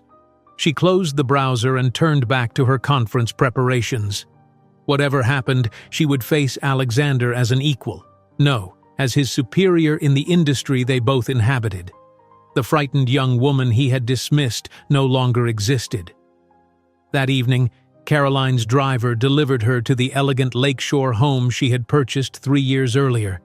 The house represented another milestone, located in the same exclusive neighborhood where Alexander once told her she could never belong. Inside, she found the triplets in the spacious kitchen, laptops open on the marble island as they collaborated on various projects. At 14, they had grown into remarkable young men, each displaying exceptional talents that continually amazed Caroline.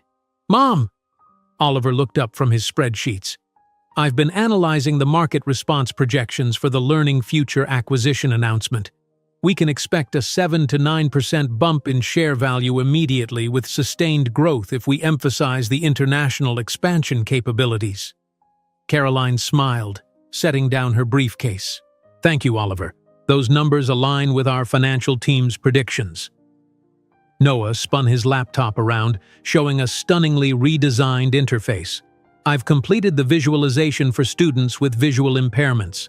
The contrast ratios exceed accessibility standards by 40%, and the haptic feedback system works with existing hardware." "This is extraordinary, Noah." Caroline squeezed his shoulder, continually impressed by his empathetic approach to design. Ethan looked up from his coding. "I've isolated that bug in the language acquisition module. It was a memory allocation issue affecting processing speed for character-based languages." These conversations had become their normal. 3 teenage boys whose intellectual capabilities had long since surpassed most adults. Yet Caroline had worked diligently to ensure they remained grounded, emotionally healthy, and socially adept despite their genius-level abilities.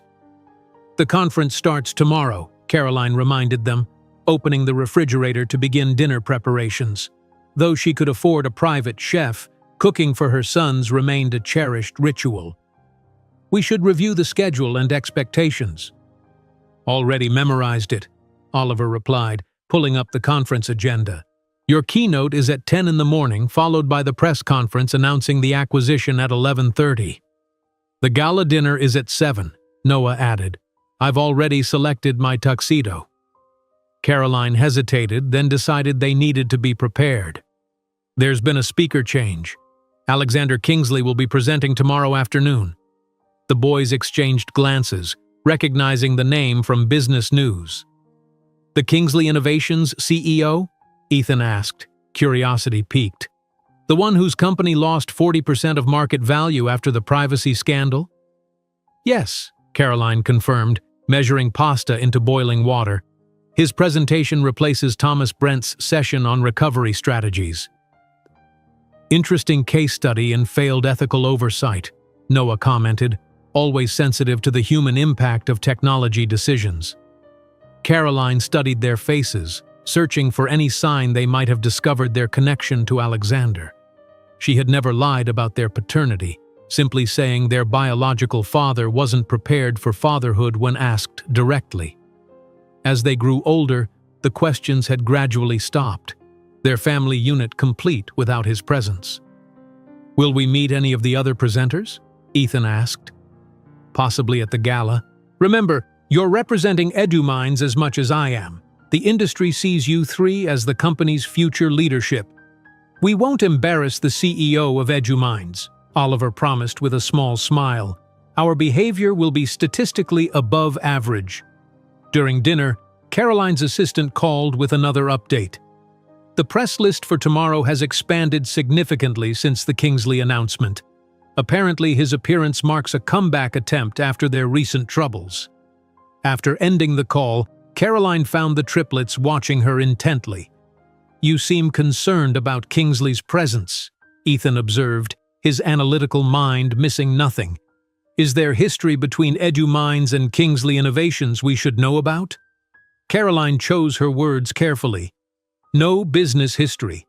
I've encountered Alexander Kingsley socially in the past, before EduMinds existed." "Your pulse increased when his name was mentioned," Noah noted gently. "His emotional intelligence often made him the most perceptive of the three." Caroline sighed. The boys were too observant to fool completely. It was a long time ago. Professional situations can sometimes revive old social awkwardness. They accepted this explanation without further questions, but Caroline knew her sons. They would observe, analyze, and form their own conclusions, a skill set she had deliberately nurtured in them. That night, Caroline stood before her closet, selecting her outfit for the conference with uncharacteristic indecision. She finally chose a tailored sapphire blue suit that complemented her eyes and projected confident authority. The diamond earrings, her gift to herself when EduMinds reached its first billion-dollar valuation, would be her only jewelry. She reviewed her keynote address one final time, focusing on the journey that had brought EduMinds to this moment. The script contained no mention of struggling as a single mother or overcoming rejection. Caroline had long since decided that her success would stand on its own merits, not as a triumph over adversity narrative. In the morning, her household ran with clockwork precision. The triplets, impeccable in their tailored suits, joined her in the kitchen for a quick breakfast before her driver arrived. "Remember," Caroline said as they entered the sleek company limousine, "this announcement positions EduMinds for international expansion that could transform educational access globally. Everything else is secondary." The boys nodded solemnly, understanding the magnitude of the day ahead. As the limousine glided through Chicago's morning traffic toward the convention center, Caroline mentally rehearsed her presentation, refusing to let thoughts of Alexander distract her from this pivotal moment. She couldn't know that in the next 24 hours, Chicago would witness the most talked-about confrontation in the business world, and her sons would discover the truth she had protected for 15 years. The grand ballroom of the Chicago Innovation Center buzzed with anticipation. Technology executives, investors, and media representatives filled the rows of chairs, the murmur of conversations creating a steady hum beneath the gleaming chandeliers. The annual National Educational Technology Conference had always attracted the industry's elite, but this year's attendance had broken records, partly due to the buzz around EduMinds' rumored acquisition announcement, and partly because of Alexander Kingsley's last-minute addition to the speaker lineup. Caroline observed the growing crowd from a small monitoring room adjacent to the stage. Her team moved efficiently around her, checking audio levels and queuing up presentation slides. The familiar pre-presentation butterflies fluttered in her stomach, though years of high-stakes pitches and keynotes had taught her to channel that energy into compelling delivery rather than anxiety. "5 minutes, Ms. Miller." her stage manager informed her. "The hall is at capacity." Caroline nodded, smoothing an invisible wrinkle from her sapphire suit. In the first row, she could see her 3 sons sitting perfectly straight, laptops open to monitor social media reactions in real time. Pride swelled in her chest at their poised presence. At 14, they carried themselves with a maturity that belied their age. She scanned the audience again, unable to stop herself from searching for one particular face. The doors at the back of the hall opened, and Caroline's breath caught in her throat. Alexander Kingsley entered, accompanied by a much younger woman, his 3rd wife, if Caroline recalled correctly from the business gossip. He wore an expertly tailored gray suit that couldn't quite disguise a slight thickening around his middle that hadn't been there 15 years ago. Despite the public setbacks his company had faced, he still moved with the entitled confidence of someone accustomed to commanding rooms. Several attendees turned to acknowledge him, though Caroline noted the greetings seemed respectful rather than enthusiastic, a subtle but telling shift from the adoration he once commanded in tech circles. "Ladies and gentlemen, please welcome to the stage the CEO of EduMinds, Caroline Miller." Caroline emerged into the spotlight to enthusiastic applause, striding confidently to center stage. As she faced the audience, she allowed herself one brief glance toward Alexander. He was settling into his seat, attention on his phone rather than the stage, apparently not yet registering her name or presence. "Thank you for that warm welcome," Caroline began, her voice strong and clear.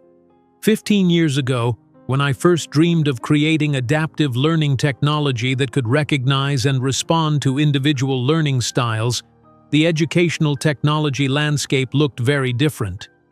As she launched into her carefully crafted presentation, highlighting EduMind's journey from concept to global leader, Caroline tracked Alexander's reaction from her peripheral vision. The moment of recognition came about 3 minutes into her speech.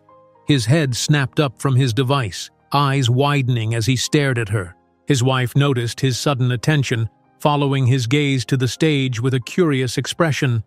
Caroline continued without missing a beat, displaying data visualizations of EduMind's impact on learning outcomes across diverse student populations. Our recent expansion into European and Asian markets has demonstrated that the need for personalized learning transcends cultural boundaries. Education is the great equalizer, but only when it meets students where they are. Alexander leaned forward in his seat, his expression a complex mixture of disbelief and growing comprehension. Caroline felt a surge of satisfaction as she moved to the announcement portion of her keynote. "Today, I'm pleased to announce that EduMinds has acquired Learning Future for $850 million, integrating their groundbreaking language acquisition technology into our global platform." Applause rippled through the audience. "This acquisition positions us for expansion into 47 additional countries over the next 18 months. As she detailed the strategic benefits of the acquisition, Caroline could feel Alexander's unrelenting stare. More unsettling was when his gaze shifted from her to the front row, where the triplets sat. Even from the stage, she could see the blood drain from his face as he registered the 3 identical young men, and their unmistakable resemblance to himself at that age. Caroline concluded her presentation to a standing ovation, handling the subsequent questions with practiced ease. As she prepared to leave the stage, she found herself looking directly at Alexander for the first time. Their eyes locked across the crowded room, 15 years of unspoken history suspended between them in that brief exchange. The moderator's voice broke the moment. "Thank you, Ms. Miller, for that inspiring presentation. Please join us in the Lakeside Hall for the press conference in 15 minutes. Caroline exited the stage to be immediately surrounded by her team and the triplets, who had bounded up to join her. "Mom, the social media response is incredible," Ethan reported excitedly. "Mentions of EduMinds have increased 700% in the last 30 minutes. The stock is already up 6 points, Oliver added, studying real-time financial data on his tablet. Noah, always the most emotionally perceptive, was watching her face carefully. "Are you okay?" Your pulse is elevated." Before Caroline could respond, a commotion near the stage door caught their attention. Alexander Kingsley stood there staring at their small group with undisguised shock. His wife tugged at his sleeve, clearly confused by his behavior. "We should head to the press conference," Caroline said quickly, guiding the boys toward the opposite exit. "Gloria will show us the back way." Throughout the press conference, Caroline maintained her professional composure, responding to questions about the acquisition with confident precision. The triplets sat in the front row, occasionally fielding technical questions directed their way by reporters familiar with their contributions to EduMind's development. "Ms. Miller, how does it feel to be the first female CEO to complete an acquisition of this magnitude in the educational technology sector?" asked a reporter from the Chicago Business Journal. Caroline smiled. "It feels like confirmation that our approach to educational technology, prioritizing accessibility and adaptability over flashy features, resonates with educators worldwide. This achievement reflects the dedication of our entire team." She gestured toward her sons, "including these 3 young innovators who have contributed significantly to our development process." The press conference concluded successfully, but Caroline knew the confrontation with Alexander had merely been postponed, not avoided. The gala dinner that evening would make their interaction inevitable. As predicted, Alexander was watching the entrance when Caroline arrived at the grand ballroom of the Chicago Grand Hotel that evening. The triplets flanked her, resplendent in identical tuxedos that emphasized their striking resemblance to the man now staring at them from across the room. "Mom, why is Alexander Kingsley staring at us?" Noah whispered as they made their way to their assigned table. "Perhaps he's interested in your interface design work," Caroline deflected smoothly. "Many companies are watching you 3 with professional interest." Throughout the elaborate dinner, Caroline was acutely aware of Alexander's gaze repeatedly finding her table. His wife appeared increasingly irritated by his distraction, her whispered comments becoming more animated as the evening progressed. "The Kingsley Innovations CEO keeps looking over here," Ethan observed analytically. "Statistical probability suggests more than casual interest." "Do you know him personally?" Oliver asked directly, always the most straightforward of the 3. Caroline chose her words carefully. "We've met in professional contexts. The technology world in Chicago is relatively small." The inevitable confrontation came during the dessert course. Caroline had stepped away to speak with an important educational foundation director when she felt a presence behind her. The conversation around her subtly shifted, people stepping back slightly, creating a small pocket of space. "Caroline." Alexander's voice was exactly as she remembered, confident, slightly husky, with the subtle inflection of privilege. She turned, composing her features into a polite professional mask. "Alexander, I wasn't expecting to see you here." Up close, the years were more evident on his face, fine lines around his eyes, a certain hardness to his jaw that hadn't been there before. Success had aged him, or perhaps the recent struggles of his company had left their mark. You look..." He seemed genuinely at a loss for words, his usual polished demeanor cracking. "Your company is remarkable. I had no idea you'd become so successful in technology." "Life takes unexpected turns," Caroline replied evenly. Alexander's eyes drifted to the triplets' table. "Those young men with you? They're your sons?" "Yes, they are. They look..." He swallowed visibly. "They look remarkably like I did at that age." Caroline maintained her composed expression. "Genetics are fascinating, aren't they?" Alexander's wife appeared at his side, slipping her arm possessively through his. "Darling, you promised to introduce me to the Peterson Venture Group." Her curious gaze assessed Caroline. "You must be Caroline Miller. Your reputation is impressive. They say you turned down Microsoft's acquisition offer last year." "Alexandra, this is an old acquaintance," Alexander explained awkwardly. "We knew each other briefly, many years ago." Understanding dawned in Alexandra's eyes as she looked between Caroline and the triplets' table. "I see," she said, her tone cooling noticeably. "How interesting." The unavoidable moment arrived when Caroline was called to the stage to receive the Visionary in Educational Technology Award, her third consecutive year winning the honor. As she approached the podium, the spotlight illuminating her path, she felt Alexander's eyes following her every move. The presenter, the respected dean of MIT's Education Technology Department, smiled broadly. "Caroline, you're known for having built an empire while raising triplets on your own. How did you overcome all the obstacles in your path?" A momentary silence fell over the ballroom. Caroline's gaze briefly met Alexander's across the crowded room.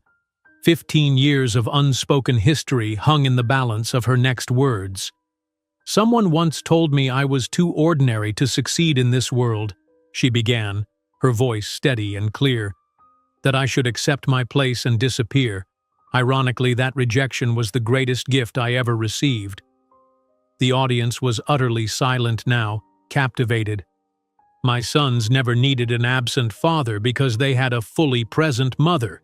And as for EduMinds, we've built a company valued at nearly $5 billion because we understand that true innovation comes from ordinary people solving real problems, not executives in ivory towers." The pointed remark wasn't lost on the audience. Murmurs rippled through the room as Alexander loosened his tie, visibly uncomfortable. After the ceremony, the inevitable encounter happened near the bar. Alexander, having clearly consumed more alcohol than was prudent, approached Caroline as she chatted with investors. "Caroline," he said, forcing a smile, "what a wonderful surprise. You look impressive." "Alexander, I wasn't expecting to see you here."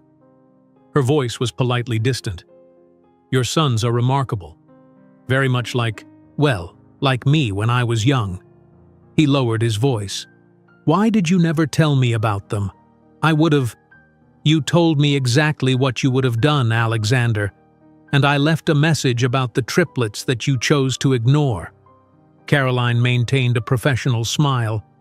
"Now, if you'll excuse me, I have investors to speak with." "Caroline, wait."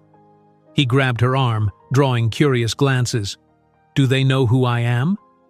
"They know your DNA exists in them, but a father is much more than biology. Now, release my arm before I call security." By this point, the triplets had approached, curious about the tense interaction. "Is everything all right, Mom?" Ethan asked, with a confidence eerily reminiscent of young Alexander. "Perfectly fine, darling. This is Alexander Kingsley, a business acquaintance." "Mr. Kingsley from Kingsley Innovations?" Oliver raised an eyebrow. "The company that lost 40% of its market value after last year's data privacy scandal? Interesting business strategy." Alexander paled at the teenager's merciless analysis. "Actually," Noah continued, "your facial recognition technology was the subject of my school project on AI ethics. I used it as a case study on how not to implement technology without considering the social implications." Surrounded by the three young men who were undeniably his sons, analyzing him with the same sharp intelligence he proudly considered his differentiating factor, Alexander felt the weight of 15 years of absence. You're truly exceptional," he stammered. "Thank you," Ethan replied with a polite smile. "Our mother taught us to value knowledge above status. Now, if you'll excuse us, we have a presentation about our new accessibility algorithm in 10 minutes. As the young men walked away, Caroline faced Alexander with absolute calm. "They're exceptional not because of your DNA, but despite it." While Caroline breathed deeply, preparing to answer Noah's question, she knew that the moment she had avoided for 15 years had arrived. The truth about Alexander Kingsley would no longer be a secret kept in the shadows, but a revelation that would forever change the Miller family dynamic. Caroline guided the triplets toward the hotel's presidential suite, her mind racing. The world she had carefully constructed over 15 years had just collided with the past she'd worked so hard to outrun. Noah's innocent question still hung in the air between them. "Mom, who is that man who keeps staring at us?" The elevator ascended in uncomfortable silence. Oliver methodically pressed the button for the 32nd floor, the irony not lost on Caroline that they were ascending to the same height from which her life had once plummeted when Alexander had her escorted out of his office. Inside the suite, the boys immediately shed their formal jackets, the veneer of adult sophistication momentarily replaced by teenage restlessness. Caroline kicked off her heels, buying precious seconds to organize her thoughts. "Boys," she began, sinking into the plush sofa, "I need to tell you something I've waited too long to share." The triplets exchanged glances, their intuitive connection allowing silent communication. They arranged themselves around her, Ethan perched on the arm of the sofa, Oliver in the adjacent chair, Noah cross-legged on the coffee table directly facing her. "It's about Alexander Kingsley, isn't it?" Ethan asked quietly. The way he looked at us, it wasn't professional interest. Caroline nodded, her throat suddenly tight. "Alexander Kingsley is your biological father." The statement hung in the air, deceptively simple yet monumental in its implications. Noah's eyes widened, Oliver sat completely still, and Ethan's analytical mind visibly processed this new data point against years of family history. "I met him when I was 24, Caroline continued. "I was teaching literature and tutoring his niece. We dated for 6 months. When I discovered I was pregnant, I went to his office thinking we would face it together." She paused, the memory still painful despite the years and success that separated her from that day. "He rejected not just me, but the very idea of you. He offered money to solve the problem and had security escort me out when I refused." Noah's eyes filled with tears. "He didn't want us? At all?" Caroline reached for his hand. "He made it very clear that a family with me didn't fit his image or plans. When I discovered I was carrying triplets, I left one last message telling him. He never responded." "So he knew about us but chose to stay away," Oliver stated flatly, his mathematical mind reducing the emotional complexity to its core equation. "Yes. I made a decision then that I would never define you by his rejection. You would be Miller's, not Kingsley's, and your worth would never be tied to his acknowledgement." Ethan stood and walked to the window, his profile against the night skyline startlingly reminiscent of Alexander. "That's why you were so strategic about our public appearances. You weren't just protecting our privacy, you were preventing him from discovering us." "Initially, yes," Caroline admitted. "Later, it became about protecting you from feeling unwanted. You deserved to develop your identities without the shadow of rejection." "But statistically speaking, we've been better off without him," Oliver observed, already processing data points. "If he had stayed, you might never have founded EduMinds. Our development might have been compromised by his influence." Caroline smiled sadly at Oliver's attempt to rationalize away the hurt. "That may be true, but you deserve to know your history. I should have told you sooner." Noah, always the most emotionally sensitive, asked the question Caroline had dreaded. Why did he look so shocked to see us tonight? If he knew about us, why did he seem surprised? "I think he knew in the abstract that I had his children," Caroline explained carefully. "But seeing 3 young men who look exactly like him, who are clearly exceptional, who carry his genetic legacy but not his name, that made it real in a way it never was before." "He looked at us like we were assets he'd overlooked in a portfolio evaluation," Ethan observed sharply. A knock at the door interrupted their conversation. Caroline checked the security peephole, her breath catching. Alexander Kingsley stood in the hallway, alone, his normally impeccable appearance slightly disheveled. "It's him," she whispered, turning back to her sons. "You don't have to see him if you don't want to." The triplets exchanged another of their silent communications before Ethan nodded. "We want to meet him properly, on our terms." Caroline opened the door, maintaining her position as gatekeeper between Alexander and her children. "Alexander, it's rather late for a business call." He looked haggard up close, the confident businessman replaced by someone visibly shaken. "Caroline, please. I need to speak with you. With them." "That's not your decision to make." Her voice was steady. The power dynamic between them irrevocably shifted. "They know who you are now. Whether they want to speak with you is entirely up to them." Alexander ran a hand through his silver-streaked hair. "I've been sitting in the hotel bar for an hour trying to process this. They're remarkable, and they're mine." "No," Caroline corrected firmly. "They're mine. Biology doesn't make you a father, Alexander. Please, Caroline, 5 minutes. I deserve that much." "You deserve nothing," she replied, her voice low but intense. "But they deserve answers if they want them." She stepped aside, allowing him to enter the suite where the triplets stood shoulder to shoulder, a united front. The resemblance between the 4 males in the room was undeniable. The same jawline, the same blue-gray eyes, the same tall, athletic build.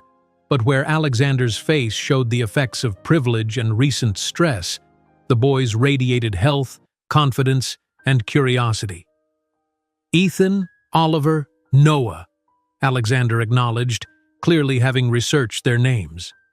I don't know what to say except that seeing you has been overwhelming." "Interesting choice of words," Ethan replied coolly. "Was it equally overwhelming 15 years ago when our mother told you she was pregnant?" Alexander flinched. "I made a terrible mistake, the worst of my life." "A mistake implies a single error in judgment," Oliver noted. "You had multiple opportunities to correct your course. According to probability theory, random chance alone should have resulted in at least one attempt at contact over 15 years. Alexander turned to Caroline, almost pleading. "They're extraordinary. The way they think, the way they express themselves." "They are," Caroline agreed. "They've been extraordinary every day of their lives, Alexander. Not just now that they're successful and impressive." Noah, who had remained silent, finally spoke. "Why now? Why are you interested in us now?" It was the question that cut to the heart of the matter. Alexander's expression revealed more than he intended: discomfort, calculation, vulnerability. "My company is struggling," he admitted. "The privacy scandal, failed product launches, investor confidence at an all-time low. Seeing Caroline tonight, seeing what she's built, made me realize how short-sighted I was. And then seeing you three, it was like looking at my younger self, but better, improved, versions of me that made better choices. So we're potentially valuable to your corporate recovery strategy," Ethan summarized bluntly. Alexander looked genuinely stricken. "No, that's not—" "It's exactly what you're thinking," Caroline interrupted. "You don't want to know your sons, Alexander. You want your sons to know you. There's a fundamental difference. I can offer them opportunities, connections, my name." "We already have a name," Oliver stated firmly. "Miller. The name our mother built from nothing while working 18 hours a day to feed us. And as for opportunities, Ethan has already received internship offers from MIT at 14. I've won the National Mathematics Championship 3 consecutive years. Noah developed a translation software for children with disabilities that's being implemented in 28 countries." Alexander sank into a chair, the truth finally hitting home. He had nothing to offer that they hadn't already achieved without him. "You know what's ironic, Alexander?" Caroline said, her voice softer now. "If you had stayed with us, you'd likely be more successful today. I would have been your partner, not your competitor in the educational market. The boys would have been your legacy, not my proof of resilience." The boys exchanged glances again, their silent communication concluding with a nod from Ethan. "We'll meet you for lunch tomorrow," Ethan announced. 12 o'clock at the lakefront restaurant in the hotel, just us and you. We have questions that deserve answers." Alexander looked up, surprised by this concession. "Thank you. I'll be there." After he left, the suite fell silent. Caroline felt a complex mixture of emotions: vindication, lingering anger, but primarily pride in her son's composure and maturity. "Are you sure about this?" she asked them. "We need to understand who he is," Ethan explained. "Not for his sake, but for ours. To close this chapter properly." Noah hugged Caroline fiercely. "You're all we've ever needed, Mom. Meeting him won't change that." "But knowledge is always preferable to ignorance," Oliver added pragmatically. "Even unpleasant knowledge." 2 weeks later, Caroline sat in her office reviewing quarterly projections when her assistant announced that the triplets had returned from their lunch with Alexander, their third meeting since the conference. When they entered, she studied their expressions carefully. "How did it go?" "Enlightening," Ethan answered. "He's not what we expected." "He's trying," Noah offered charitably, "but there's 15 years of absence he can't overcome with a few lunches." "His business model has fundamental flaws," Oliver added, ever practical. "We suggested several strategic pivots, but I'm not optimistic about Kingsley Innovations' long-term prospects." Caroline smiled, recognizing their individual processing styles. "And how do you feel about continuing these meetings?" The boys exchanged their telepathic glance before Ethan spoke for them all. "We've decided we'll maintain occasional contact on our terms. It's interesting from an anthropological perspective, if nothing else. But we've also made it clear that you are our parent. He's just someone who shares our DNA." That evening, alone in her study, Caroline opened her journal and began to write. "The best revenge isn't humiliating the person who hurt you, but living so fully that their absence becomes irrelevant. Today, I finally understood that Alexander is no longer the man who rejected me. He's just someone I vaguely know, the man who inadvertently gave me the 3 greatest gifts of my life and the motivation to become far more than he ever imagined I could be." If you enjoyed today's video, I'm sure you'll love the next one. Don't waste time. Just click on the screen.